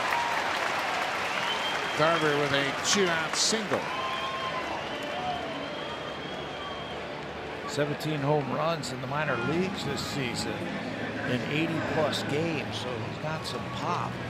Just couldn't get that ball airborne. And just like that, after that base hit, Blue Jays have the bullpen moving around. Jay Happ pitching with 2 outs in the 6th inning will face Chris Jimenez, who's walked and had an RBI single. His RBI single is kind of misleading because it was off the wall in right field. An opposite field line drive off the wall just over Bautista's head. It came with 2 outs in the 4th inning, and that drove home Buxton from second.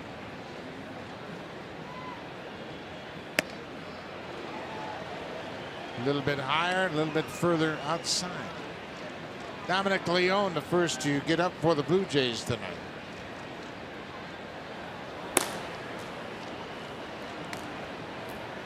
Jimenez has caught 8 of 12 of Cologne's starts since Cologne has come here to Minneapolis. He's got 5 of the last 6, and here he strikes out against Jay Happ. Happ gets a couple of strikeouts in the 6th inning. Twins leave a base runner on. It's a 1-run game. Jay Happ and Bartolo Colon, 2 good starts so far. Pilar, Martin, and Goins. When we come back, Pilar homered his last time up.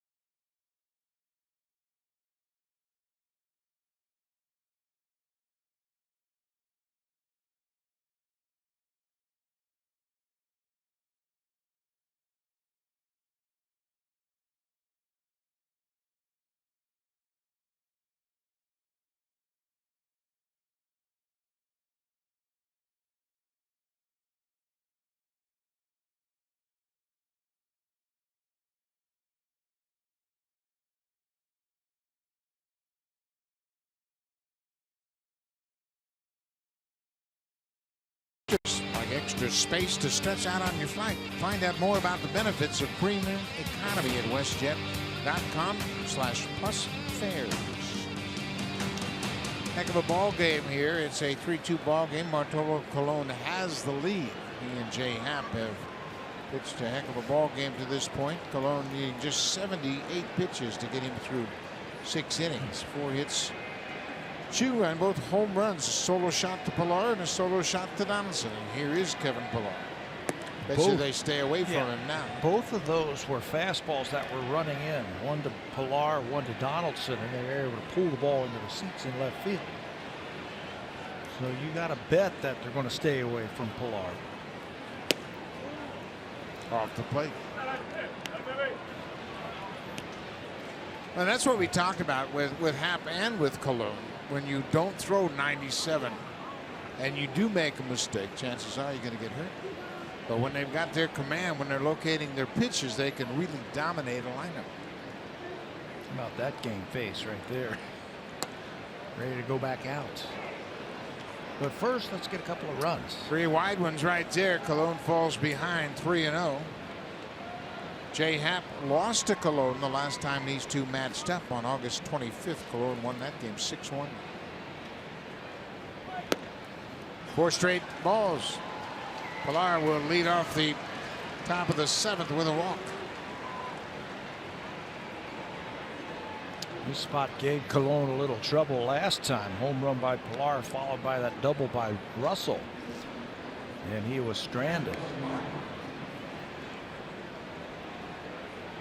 Well, Colon throws so many pitches around the strike zone, you might think hit and run here. That's Ryan Presley, excuse me, the righty, loosening up.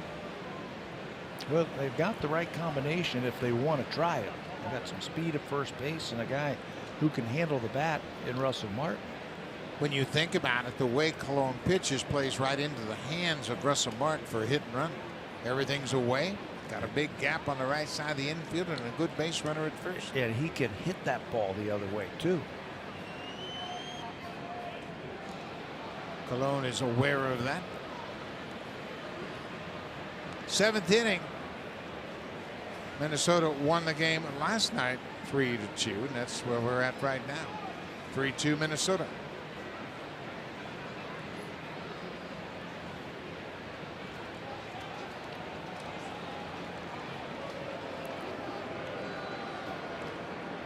Pilar has 14 stolen bases, but he's been caught 5 times. And Jimenez just a little bit better than the major league average at throwing out base stealers.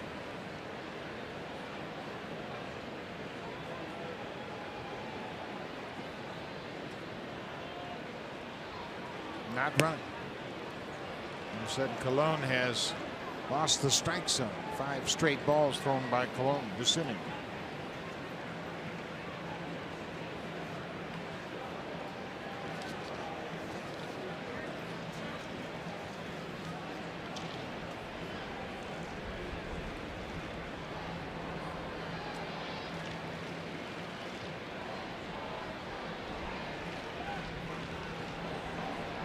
Making sure that Pilar doesn't get too big of a jump over at first if he is going to run.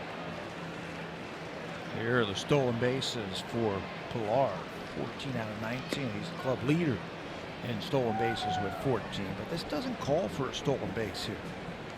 If anything, they might want to start that runner just to set it in motion. Up to this point, Colon had really been pounding the strike zone, but he hasn't thrown a strike this inning.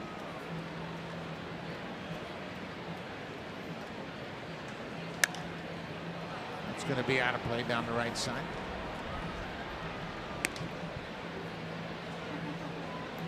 Colon very patient, obviously. He's just thinking about making a good pitch to Martin and then reassessing where he is after that.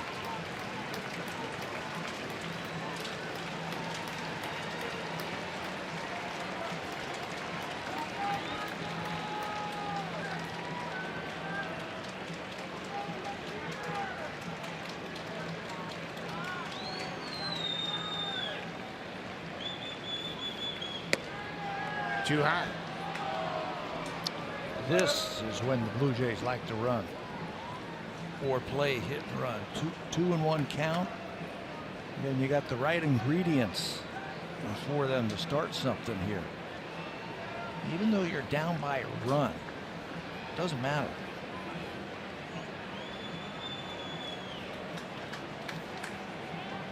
Well, has to dive back in again.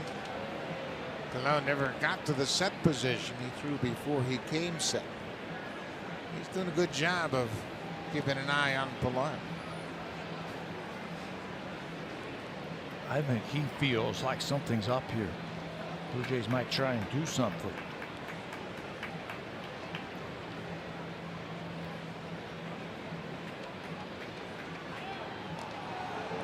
Pilar went back in standing, and it was a little bit closer this time.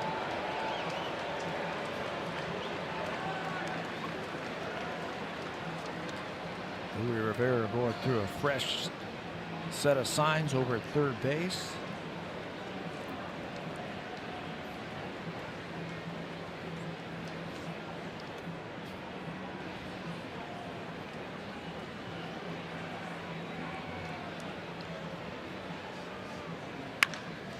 Driven to left field, and Rosario's not going to make a play. It's off the wall.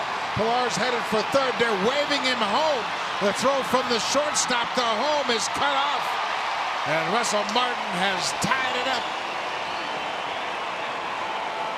Pilar did a good job of breaking immediately on contact, and once Rosario threw it to the cutoff man, Pilar got the go-ahead from Louis Rivera and scores the tying run. You know, he means so much to the team, Russell Martin, behind the plate, the way he runs a ball game, but he's also a threat offensively. He just lengthens the lineup for the Blue Jays. And with that hit, he has tied it all up, and with nobody out, Blue Jays have a chance to take the lead. So Pilar with the leadoff walk comes around to score the tying run. Colon is out of the game. He doesn't get an out here in the 7th. It's a 3-3 game. Ryan Preston coming out of the bullpen. Pitching change here in Minnesota.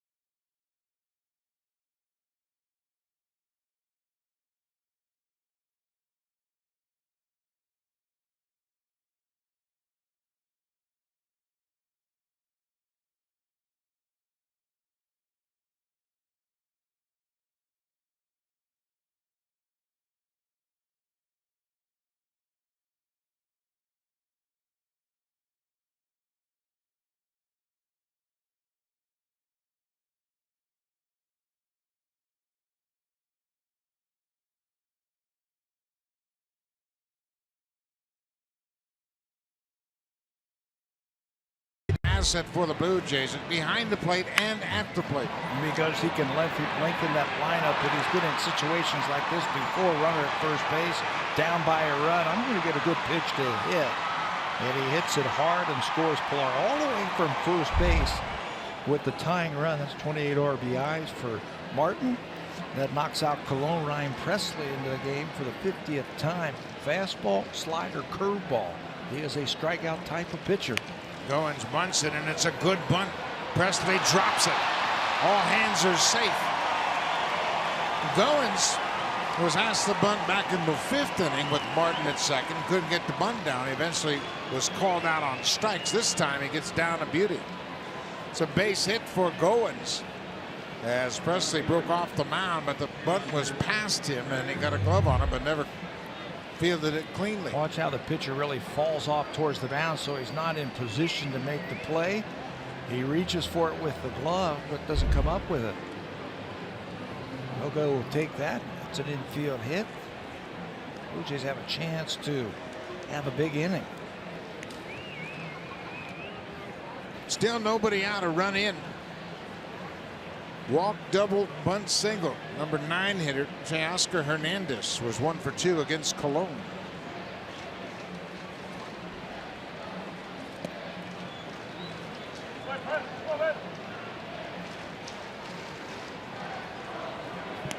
Again, the Blue Jay fans rallying their team, and the Minnesota fans taking exception.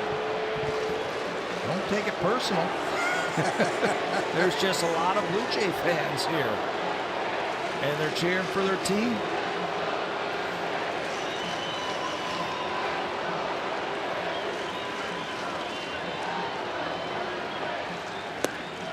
Down and away for ball 2.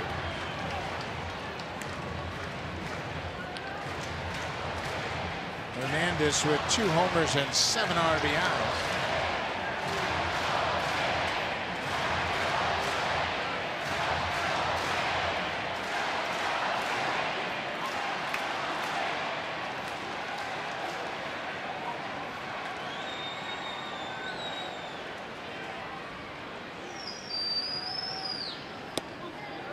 Takes a tough strike inside part of the plate.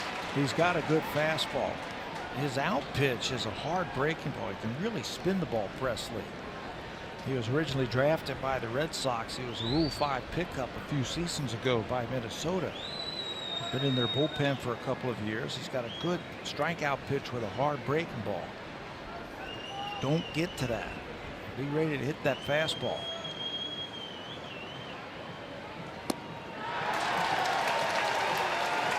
Hard breaking ball. 2-2 now. Hernandez has a sacrifice fly, and he's got power to the big part of the field. He can hit it to center and to right. Got to get something in the air, put it in play here.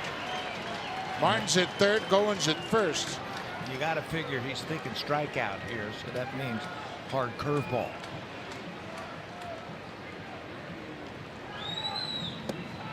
There's that breaking ball. It's off the plate. Presley's had an unusual split this season. When you look at his splits home and road, he has not fared well here at home. His ERA pitching at Target Field, 6.48 compared to 2.70 on the road. 8 of the 9 home runs he's allowed have come right here at Target Field. 3-2, nobody out. Breaking ball pulled foul. Goins was not running on the pitch. With the switch hitting leadoff man Richard Urania on deck, no reason to run here. No, you can't afford to strike them out, throw them out. They will go through the signs and let everybody know what they're going to do here. This is the first time that Hernandez has faced Presley, so I think what John Gibbons is thinking about is young players. Just let him concentrate on this pitcher. Don't have any distractions starting that runner. Another 3-2 pitch. Goins not running. Hit in the air to left. Not that deep. Shortstop out. Escobar calls for it. He's called off by Rosario, and Martin bluffs way down the line. a fly ball to left, not that deep. Martin had to hold. That's the first out of the inning.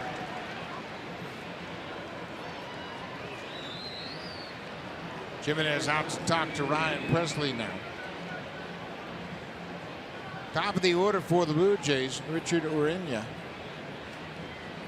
the shortstop. I'd say be ready to hit that first fastball. Last night, Jose Barrios was the pitcher for Minnesota, struck him out his first 2 times up with hard breaking balls. So don't get to that part of the at-bat with 2 strikes where you're going to get that sharp breaking ball. Hit that first fastball, you see it. Urena had a bunt, sacrifice bunt last night in the 5th inning as he moved Raffy Lopez from 2nd to 3rd.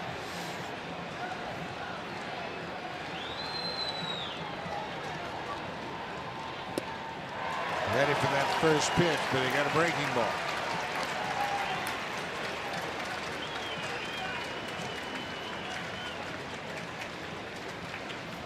Blue Jays have scored a run in the last 3 innings.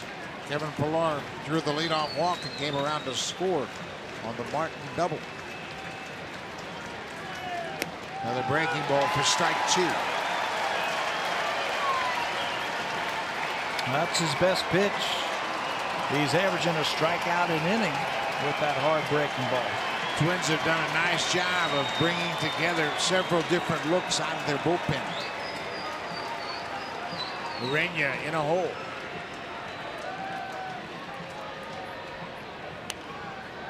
Hangs in there and fouls off that breaking ball. But you know you're going to be getting them. You're going to just keep trying to spin that ball up there. And he's got a great high spin rate, Presley. That's how he can get a lot of strikeouts. Double plays have been a problem for the Blue Jays this season. They've grounded into 142 double plays. That's the most in the American League.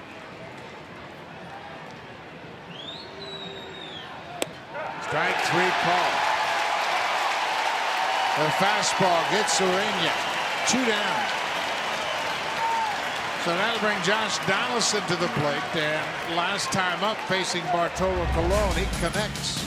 Tried to slip that fastball, run it inside, but he doesn't run it in far enough. And Donaldson hits yet another home run against the Minnesota Twins. That's 13 home runs in 19 games, his last 19 games against the Twins. Donaldson has the highest career OPS against the Twins ever. He's ahead of Ted Williams, Brian Giles, a fellow named Babe Ruth, and his teammate Jose Bautista. That's a pretty impressive top 5. But Donaldson leads the pack coming into this game with an OPS of 1.239. We call that right man in the right spot. First and third, 2 outs. Donaldson is 1-for-3 with that home run.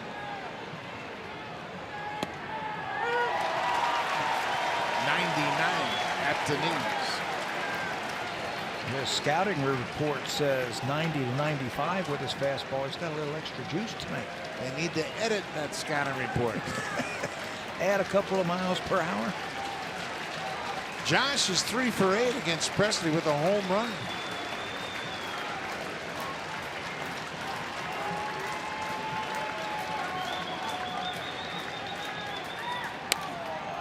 Reach for that outside pitch.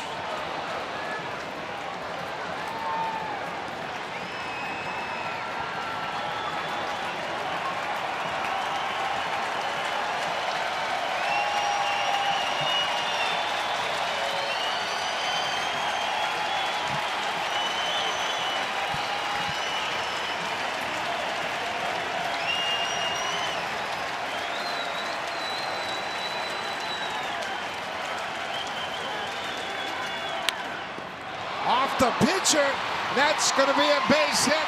Martin comes in to score, and the Blue Jays have the lead. Donaldson, for a second time tonight, hits a hot shot right back to the mound. Presley couldn't make a play on it. Kicked off his leg. It went towards shortstop, and all hands are safe, and Donaldson picks up another RBI. You know, he didn't look real comfortable on that bunt by Goins. This one, that would have been a ground ball right to Dozier to end the inning, but his foot is in the way. It ricochets off that foot into no man's land around shortstop, and the Blue Jays grab the lead. Presley falling off towards first base, just can't get out of the way.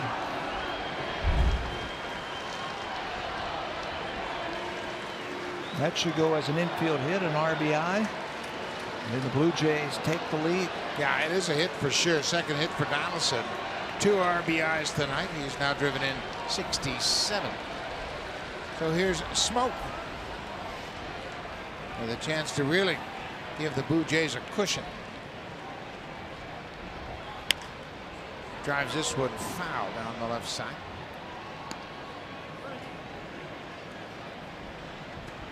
Blue Jays have scored 2 runs on 2 hits, 3 hits. That Donaldson hit the infield hit, the 3rd hit.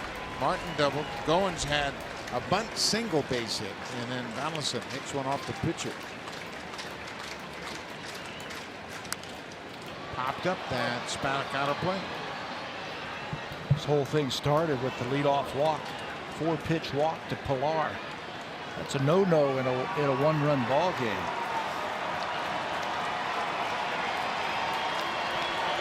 Jay Happ gave up a leadoff walk in the 3rd, and it came around to score. Blue Jays have a 4-3 lead.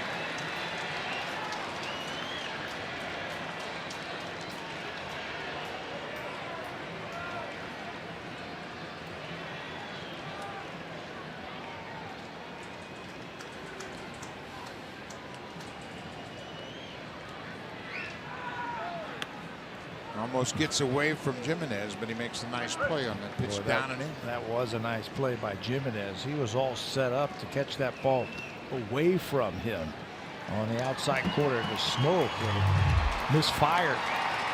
He's got to quickly move over and backhand that ball before it goes to the backstop.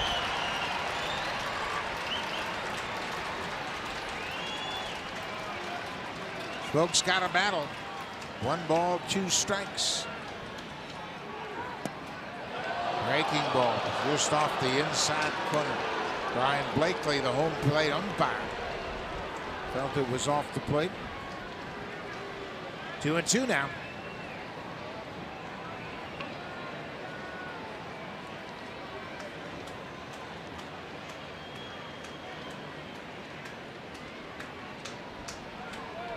Another breaking ball for ball 3. That's a full count. So the runners on base, Goins from second, Donaldson from first. They'll get a running start.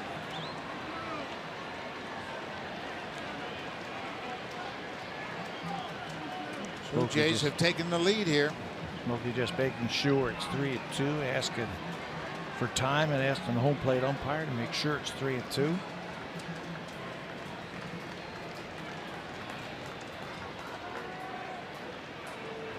There go the runners. Ball 4. That'll load him up. That'll bring Jose Bautista to the plate. Now Neil Allen, the pitching coach for the Twins, has made his way out of the dugout. He's headed to the mound.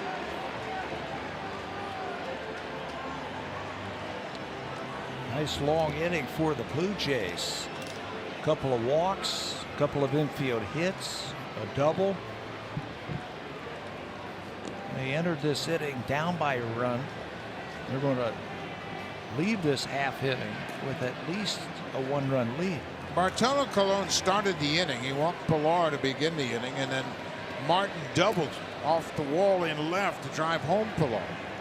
Then Goins dropped down a bunt for a base hit. Tyler Duffy starting to loosen up under the watchful eye of Eddie Guardado. Everyday Eddie, the bullpen coach here in Minnesota.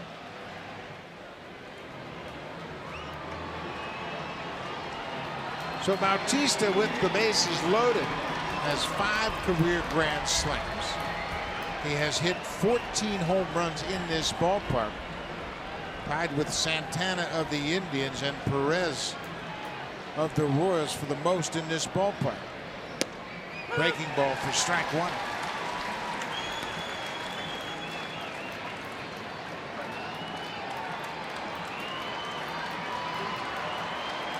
Ryan Presley has allowed both inherited runners to come in to score, and he's got the bases loaded. High fastball at 97.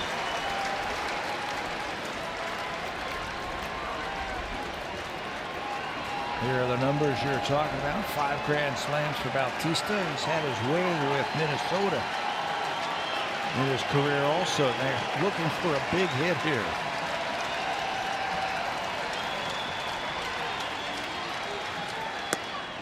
Too high. Presley's got a big arm,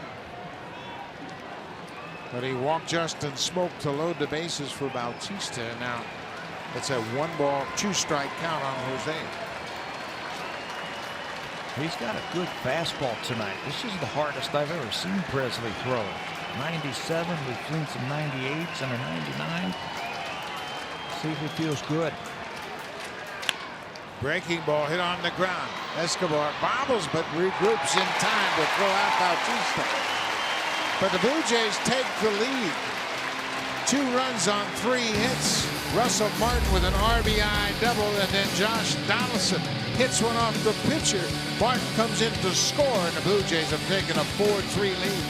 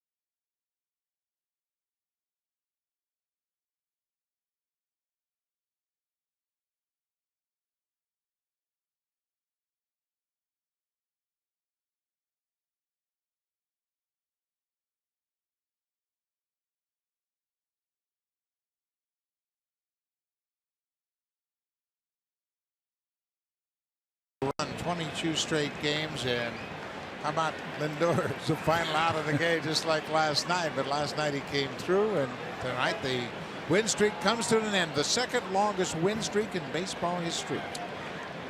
Do you count that 26 game? I'm going to call it a 26, not a winning streak, because one of those games was tied. There's a tie. There was a tie. They actually replayed the game the next day, and they won. The New York Giants. Baseball experts call it a 26-game win streak. That's what we're going to go with. I will go with that as well. But 22 in a row. Think about that.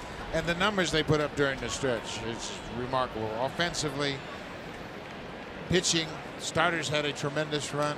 They're 19-0 during that stretch. And what do you do if you were managing the team? What would you be worried about? A letdown after 22 in a row. Yeah, you would be, but I don't think that team has the character that's going to allow them to let down. They got a bunch of different leaders on that team, and they got a big goal at hand. They got to the World Series in Game 7 last year, and they want to go back again. And they had it. They had it won, and the Cubbies took it away from them. Yeah, so I don't think Terry Francona is worried about a letdown with that group. This is Max Kepler. He's 1 for 2.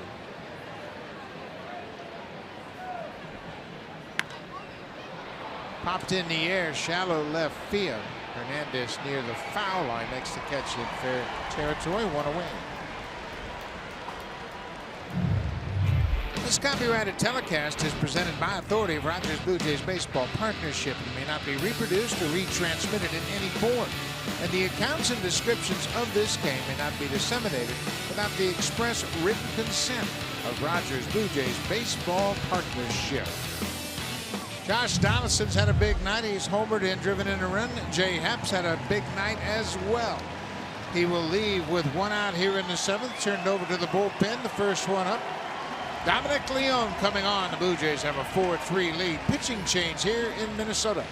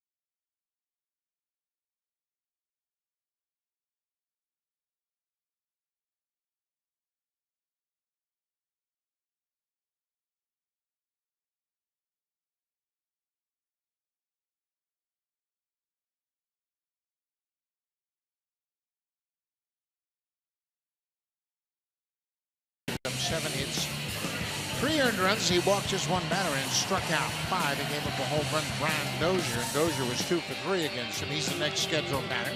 So John Gibbons decided to go to the bullpen. He can't lose it. He can only win it with those 6 1/3 innings. Dominic Leone will come out of the bullpen. What a season Dominic has put together. 3-0, a 255 earned run average. This is his 68th game this season. He says he's still strong. He feels great. Even after all of those innings, all of those pitches, he has really done a job, a number against left-handed batters. Breaking ball's as good as ever. Brian Dozier takes the first pitch strike from Leone. Dozier is 2 for 3 against Dominic. And Dozier, as I mentioned, he's 2 for 3 tonight with a home run.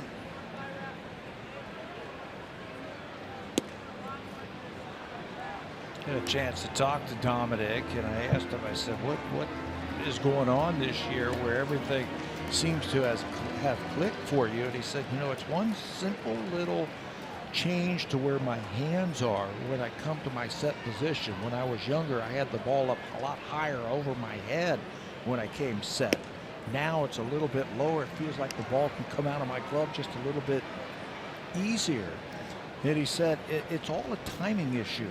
If I can get the ball out and get my arm up as I'm going forward, when my front foot hits the ground, I want my arm in a good position. The last couple of years, it hasn't been like that. And it's just lowering his arm when he comes to a set position has helped him. A good breaking ball to Dozier. And evens a count at 2-2. Isn't it funny how one little thing like that, you can change and it all comes together? Yeah, and it's just a matter of maybe a position on the mound, where your hands are set, different grip on the baseball. There's a multitude of things that you can adjust to seek change. And the breaking ball, Dozier just throws the bat at the ball and fouls it up. He said a lot of his teammates have helped, especially the older players who were here at the beginning of the season, the Grillies and the Howells, players who were here down in that bullpen. He said Pete Walker's been a big help. Dane Johnson has been a big help. Just bouncing things off of them and talking about things and, you know, trying this and trying that. Pete's a big proponent of trying things. Hey, why don't you try this and see how that works? Dozier hooks it on one hop to Donaldson. 2 down. You never know what something is going to work for you. You keep trying things, and we talked about Jay Happ, how he just eliminated the thought of trying to be perfect. Trusted his stuff, uses more fastball, and he throws the 4th highest percentage of fastballs in the majors. Get the ball out of your glove quicker, so your timing is a lot better. I mean, how many times have you seen hitters change stances where their hands might be up and now they're down? Dominic was saying by lowering his hands like that, he said, my shoulders are so loose now. I feel like I can, you know, I've got a little torque and a little something in my upper body that I can use to go towards home. Before my shoulders were stiff because my hands were so high. Hitters say the same thing. They have high hands, but their shoulders are all tense and they're muscle bound. You drop the arms and that just relaxes everything. Joe Mauer hits the ground ball. Goins is there. Dominic Leone comes in and closes out the Twins in the bottom of the 7th. Jay Happ in line for the win. Good job by Leone. We'll go to the 8th. The Blue Jays have a 4-3 lead. When we come back, it'll be Kendrys Morales to start things off. Then Kevin Pillar, he's homered so far. And Russell Martin, he's got a pair of doubles and an RBI.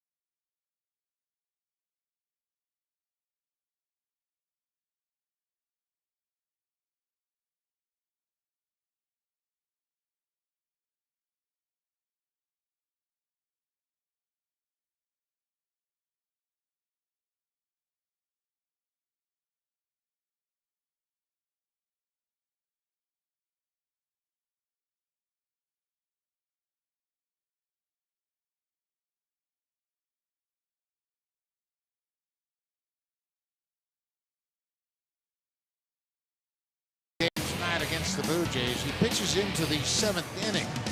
He gave up a leadoff walk and then an RBI double. He was out of the game. So overall, he gives up 4 earned runs, 2 walks, had only just 1 strikeout. Pitches into the 7th on 86 pitches. This will be the 3rd pitcher for Minnesota tonight. Looked like Paul Molitor wanted to squeeze 1 more inning out of him. But he gave up the 2 runners. Those first 2 runners, they came around to score. That was off of Presley. Now it's Tyler Duffy's turn. He's 2-3 this year. In 63 2/3 innings, Duffy's got a decent fastball. He can get it up there about 95 miles an hour with some late life, a little slurvy curveball and a slider. His job right here is throw up a 0. He has pitched middle relief for the most part this season. Here's another relief pitcher that's pitched better away from target field than he has here at home. Opponent's hitting just 244 on the road compared to 295 here at target field. And this is supposed to be a pitcher's ballpark. Kendrys Morales leading things off for the Jays in the 8th. Takes a fastball upstairs.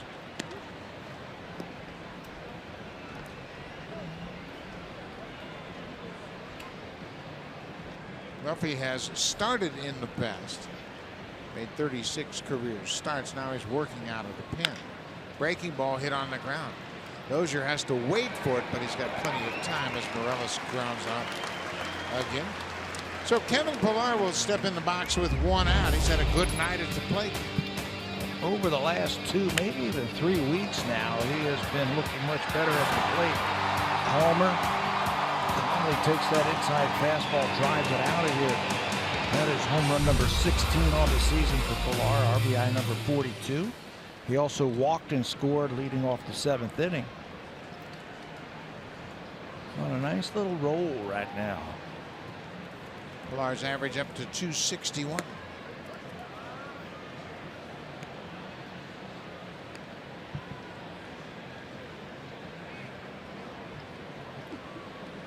Those last 19 games, 3 homers, 9 RBIs, a .320 average. That's the Pillar we saw at the beginning of the season.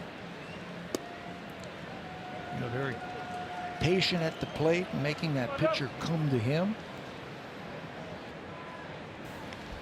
Pillar was hitting 300 deep into the season. He was hitting 303 on May 24th. It's the last time he was over 300. He got off to a great start to his season. Played a lot in spring training, got a lot of at-bats in spring training. He just carried that over once the regular season started.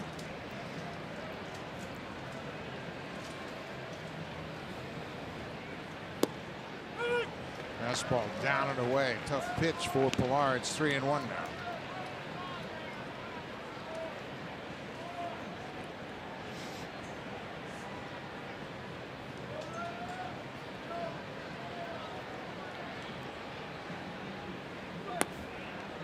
Pillar will take ball 4. He walks for a second straight at bat. Time now for the drive of the game, brought to you by the powerful all-new 2017 Civic Type R. Good to see this man's bat into the ball game once again. In just a month with an oblique strain, Russell Martin doubled in the 5th inning. He came up again in the 7th inning with Pillar at first base and doubled to left field. That tied the ball game. Also would come around to score later on to break the tie, but that double right there, tonight's drive of the game. Boy, doubles are so valuable to this team. And Russell has a pair of them tonight. You get a visit from the catcher, Chris Jimenez. Martin back in the lineup, and he had not had a double. Of course, he missed 6 weeks this season. His previous double came on July 20th, and now he's got a pair of them tonight.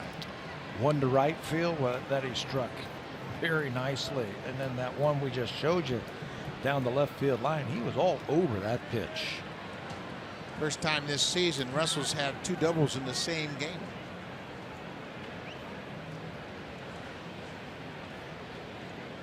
A ball and no strikes. Late call by the umpire again, and Russell doesn't appear to be too pleased with that.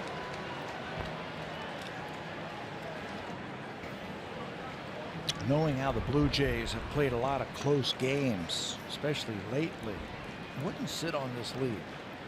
I'd still try and make something happen. Again, you got a quick runner at first base. Good breaking ball for strike 2. You also have to think about the fact the Minnesota Twins have had back-to-back walk-off home runs the last 2 games. They had a lot of confidence playing in this ballpark. They don't care what the score is. They've won 11 of their last 13 here at home. So stay aggressive.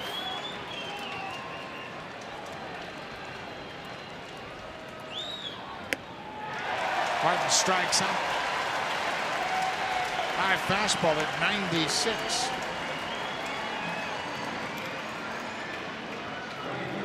Pretty decent fastball that time. He's got that late life. He once struck out 4 batters in 1 inning. He did that in May of 2016.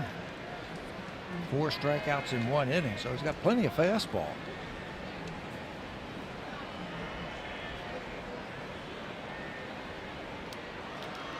Ryan Goins had a bunt base hit his last time up. It was against Ryan Presley. Bounces this one out in front of home plate. If he throws him out, that ends the inning. Blue Jays get a walk, but Strand the base runner. We'll go to the bottom of the 8th. Blue Jays have a 4-3 lead. Time now for a Blue Jays Central update. Here's Jamie Campbell with Greg Zahn in the Samsung broadcast studio.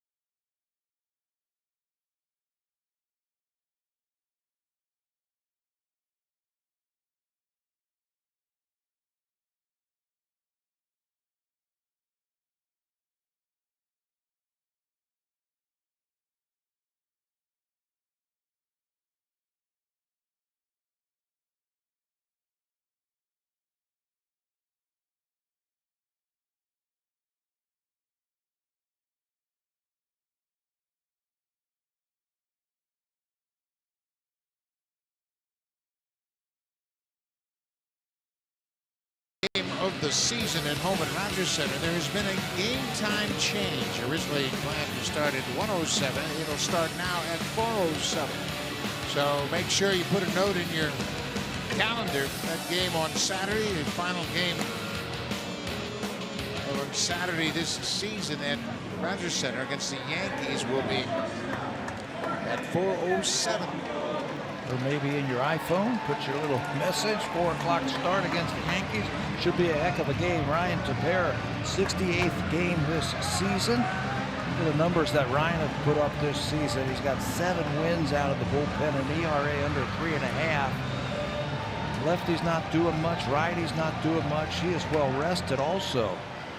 Last worked in that game against Baltimore. His fastball and slider were sizzling that day. So he'll get the middle of the order. It'll be Polanco, Escobar, and Myron Buxton. 3, 4, and 5 for the Twins. First pitch swinging is Polanco. So Polanco will bat left-handed for the first time this evening. Same for Escobar. They're both switch hitters. Back-to-back in this lineup.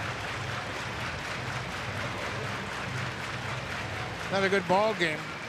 As the Minnesota Twins, they have a 3-game cushion for the second wild card spot.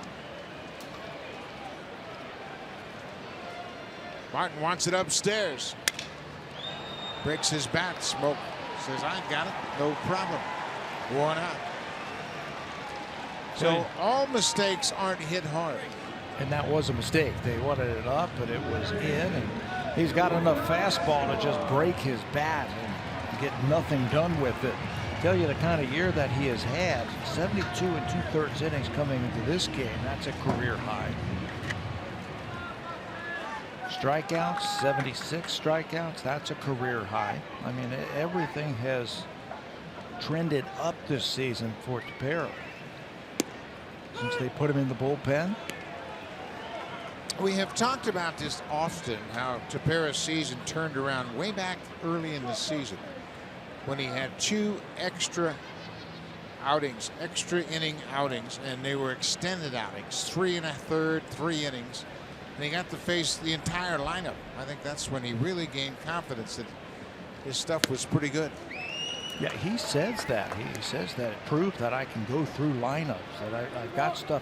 Even when I was getting tired, and when he was in those 3rd innings, he said I was getting tired because he really wasn't stretched out in spring training. He felt like with his secondary stuff, he could still get outs.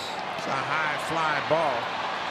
Pilar has plenty of room in center, and that's the second out of the inning. Escobar flies out to deep center field.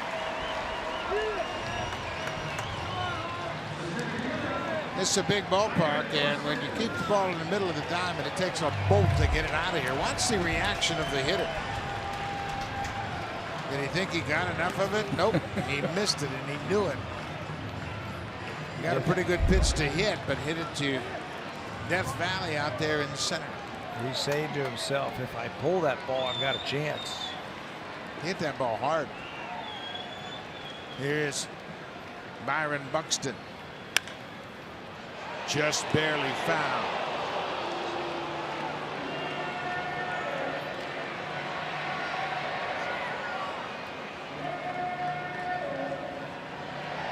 Take a look at Russell Martin here before this last pitch. Watch his glove.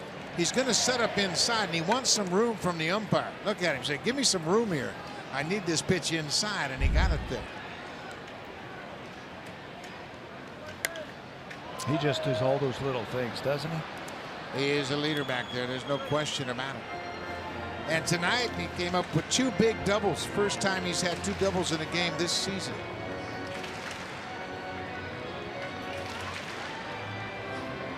We mentioned those Tepera outings. They both came in April. First one was April 21st in Anaheim in a 13-inning game. I think he had one in St. Louis too, didn't he? At the Same end of trip. April? Same trip. Yep. He pitched, well, actually, it was in Tampa Bay just after that St. Louis. He came home and he pitched in relief. He pitched 3 1/3 in relief of Aaron Sanchez, who had to leave early in that game. That was against Tampa Bay. 1-2, cut on and missed. Tepera. A quick inning in the bottom of the 8th, 3 up, 3 down. He strikes out the dangerous Byron Buxton to end the inning. We'll go to the 9th. The Blue Jays have the lead.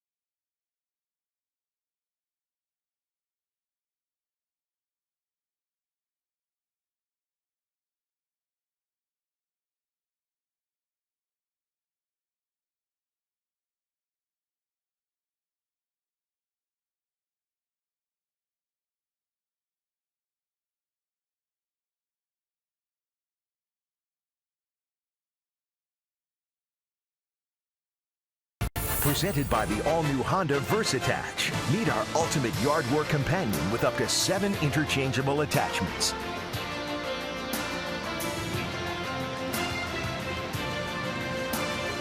Friday night in Minneapolis, and Roberto Osuna is back with the ball club. He was away for the birth of his daughter, Kaylee, who was born in Mexico. He is back with the club, and he's cranking it up, getting ready to come on to pitch the bottom of the 9th.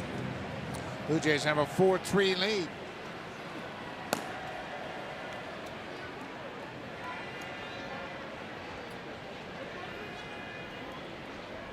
Number 9 hitter Teoscar Hernandez will lead things off. Hernandez 1 for 3.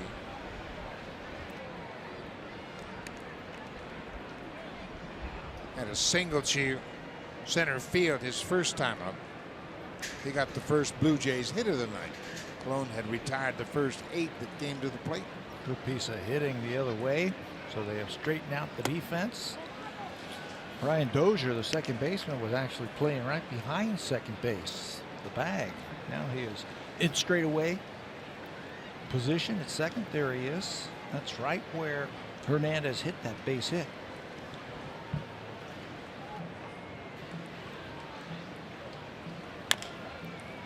Little chopper toward third. Nice play by Escobar. Boy, he unloaded in a hurry and retires Hernandez for the first time of the inning.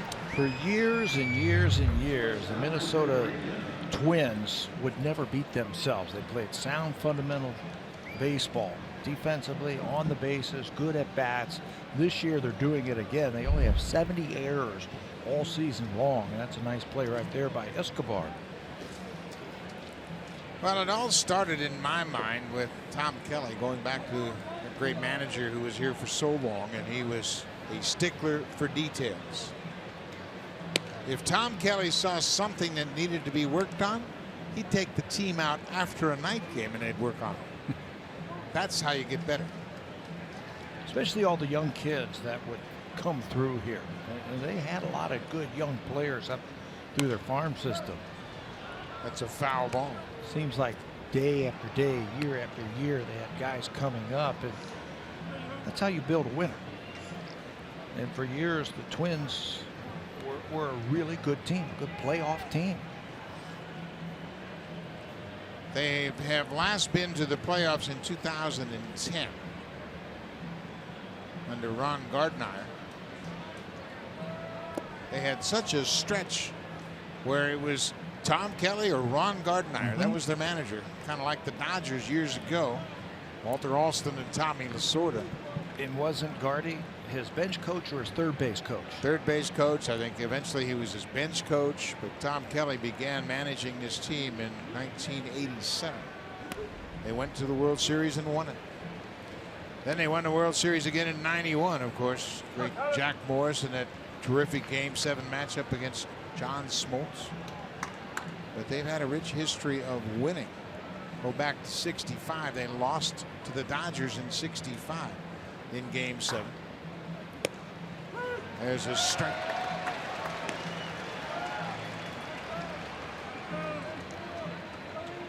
Full count to Richard Urena. 1 out. We're in the 9th.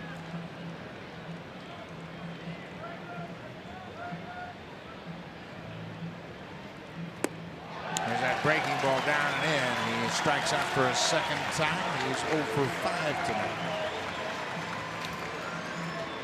Same type of pitch that Barrios got Urena with a couple of times last night. 3-2 breaking ball. Sweeps it underneath his bat. 2 down.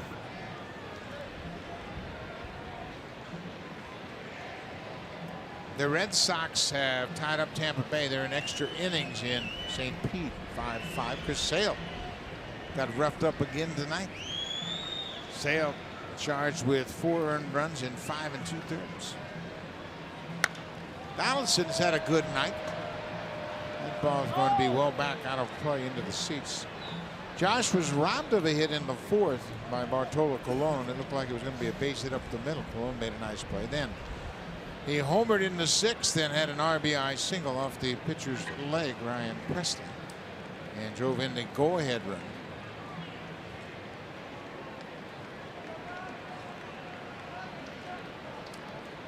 He's been on some kind of tear since the end of July, especially a home run tear. He is now tied with Harry Sanchez with 17 home runs since July 27. That's the most in the American League. Jose Abreu has been on fire. He has 15. Lindor has 15 as well since the 27th of July. But Donaldson and Sanchez lead the way in homers. Ball is hit hard to right. Kepler on the run, and it's over his glove off the wall. Donaldson is headed for second. He'll get there with a stand-up double. His 3rd hit of the night. 3 straight times he has been on base. He has hit the ball hard. Homered in the 6th, had an infield hit off the pitcher's leg in the 7th, and then drives this ball over the head of Kepler in right field. It looked like Kepler wasn't really sure where he was. That's what the warning track is for. He wasn't real sure where the wall was, so he played it very tenderly. in the outfield. It goes over his head. Extra bases for Donaldson. Kepler had another full stride or more before he hits the wall. He jumps a little bit too early, and that ball gets over his head. Donaldson now 3 for 5 tonight. So now they've got Smoke at the plate, and Molitor just steps up to home plate and says, I want to walk him. Yeah, why even give him a chance? Why even give him a chance to swing the bat against a right-handed pitcher? Smoke will take a walk for the 3rd time tonight. Officially is 0 for 2 in 5 plate appearances. Now, Jose Bautista, he's gone 0 for 4 to this point. He grounded out to end the 7th with the bases loaded. And they walk Smoke to get to Bautista.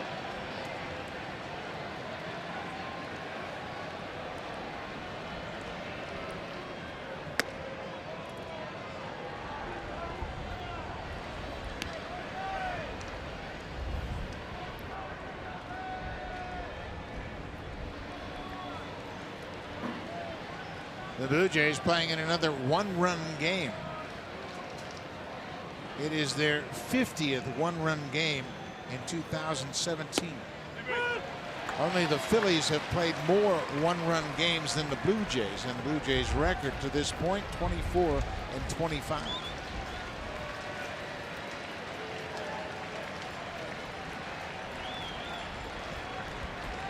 A ball and a strike to Bautista. Looks something off that pitch and gets strike 2.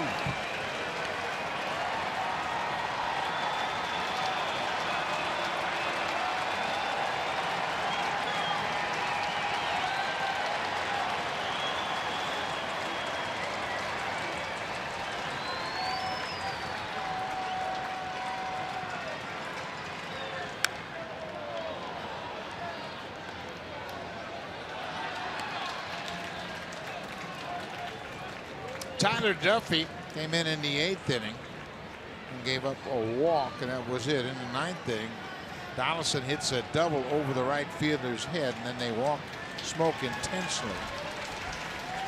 2 outs.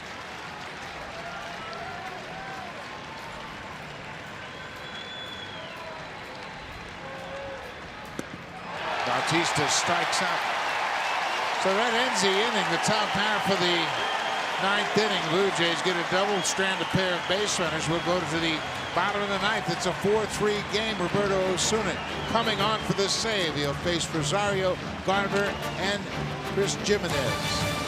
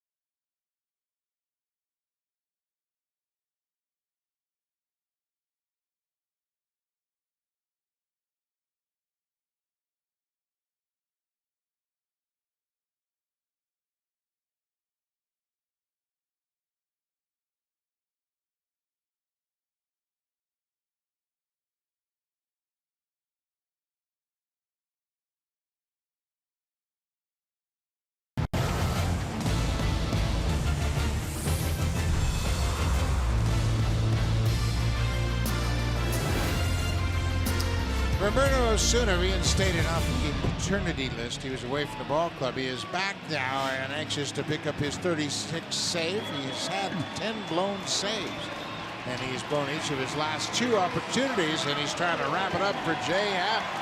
Well, he's also been off for 10 days. The last time he pitched was September the 5th. That was at Boston. Gave up a couple of runs into 1 innings there against the Red Sox. So he has a chance now to come in. Been away from the club after the birth of his daughter. He also had a stiff neck for a while and couldn't pitch, but he is ready to go. Eddie Rosario will lead things off. He takes the first pitch fastball from Osuna. Home run threat in Rosario. He had the walk-off home run a couple of nights ago. 23 home runs this season for Rosario. He's very quick on the inner half. He's got quick hands. High pop up, and that'll be back out of play. Well, he doesn't get cheated at the plate, that's for sure. Rosario is 0 for 2 against Osuna. Rosario hit 2 long foul balls here last night, well over the foul pole, and the home run he hit on Wednesday night against Kansas City was a shot, an extra inning walk-off home run. Ground ball. Goins is right there. 1 away. Now for a preview of what's coming up on Sportsnet Central. Here's Carly Agnew and Carolyn Cameron.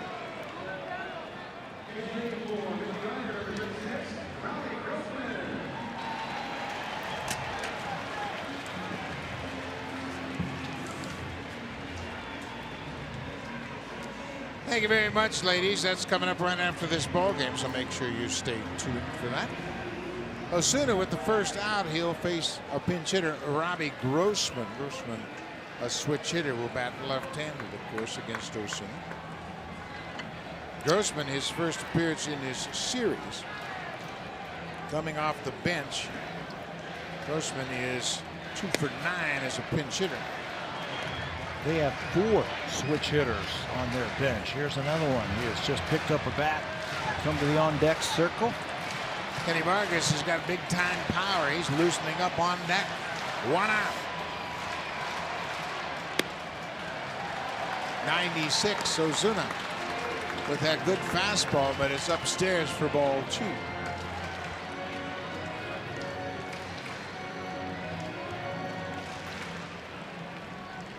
Pat mentioned, Roberto hasn't pitched since September 5th in Boston.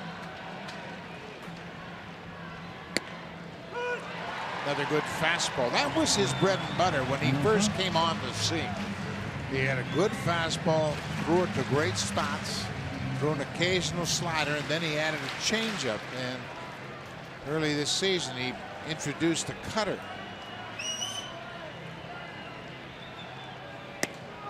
His strength has always been right there. And it doesn't hurt that Russell Martin's back behind the plate for him. Put down that number 1. But that's always been his strength, to be able to stay in his lanes with that fastball. He can go upstairs with it. He can carry the lower parts of the strike zone with it. He keeps it out of the middle of the plate. Just off the plate outside.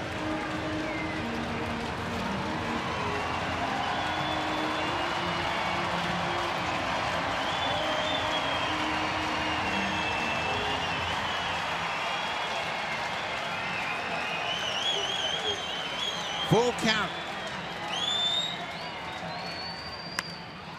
Little looper into center. Pillar's coming quickly. He's going to get there and makes the catch. Kevin Pillar was playing deep to guard against the double. The ball was jammed off the bat of Grossman and looked like had a chance to drop in front of Pillar. Because he was a couple steps deep, this ball got right in on the hands of Grossman. Cutter in on his hands, but Pillar reads it.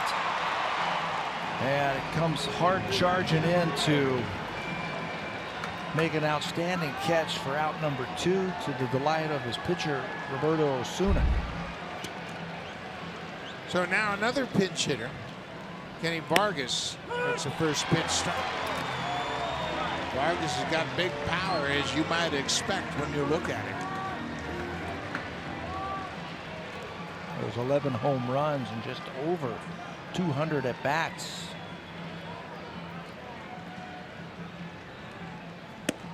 Off the plate. A little bit more on that fastball. That's where you got to stay. Fastballs away. He was putting on a show in batting practice today, hitting them way up in the upper deck here. Vargas is 3 for 8 as a pinch hitter.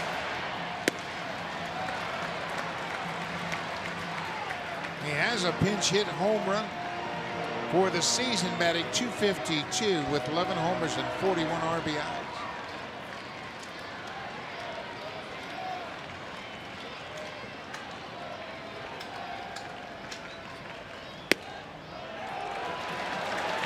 Cutter missed inside. It's 3 balls and a strike. Max Kepler is on deck.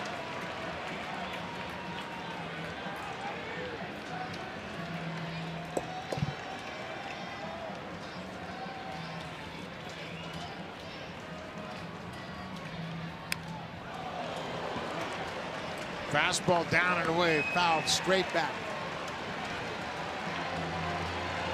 We have seen him in the past use that backdoor cutter to left-handed batters.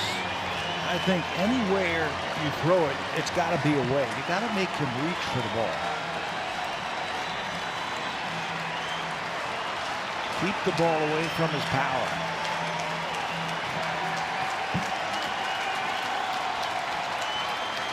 Three and two outs.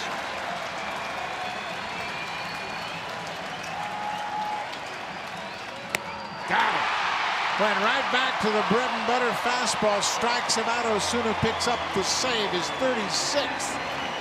And Russell Martin gets the best out of Osuna again tonight.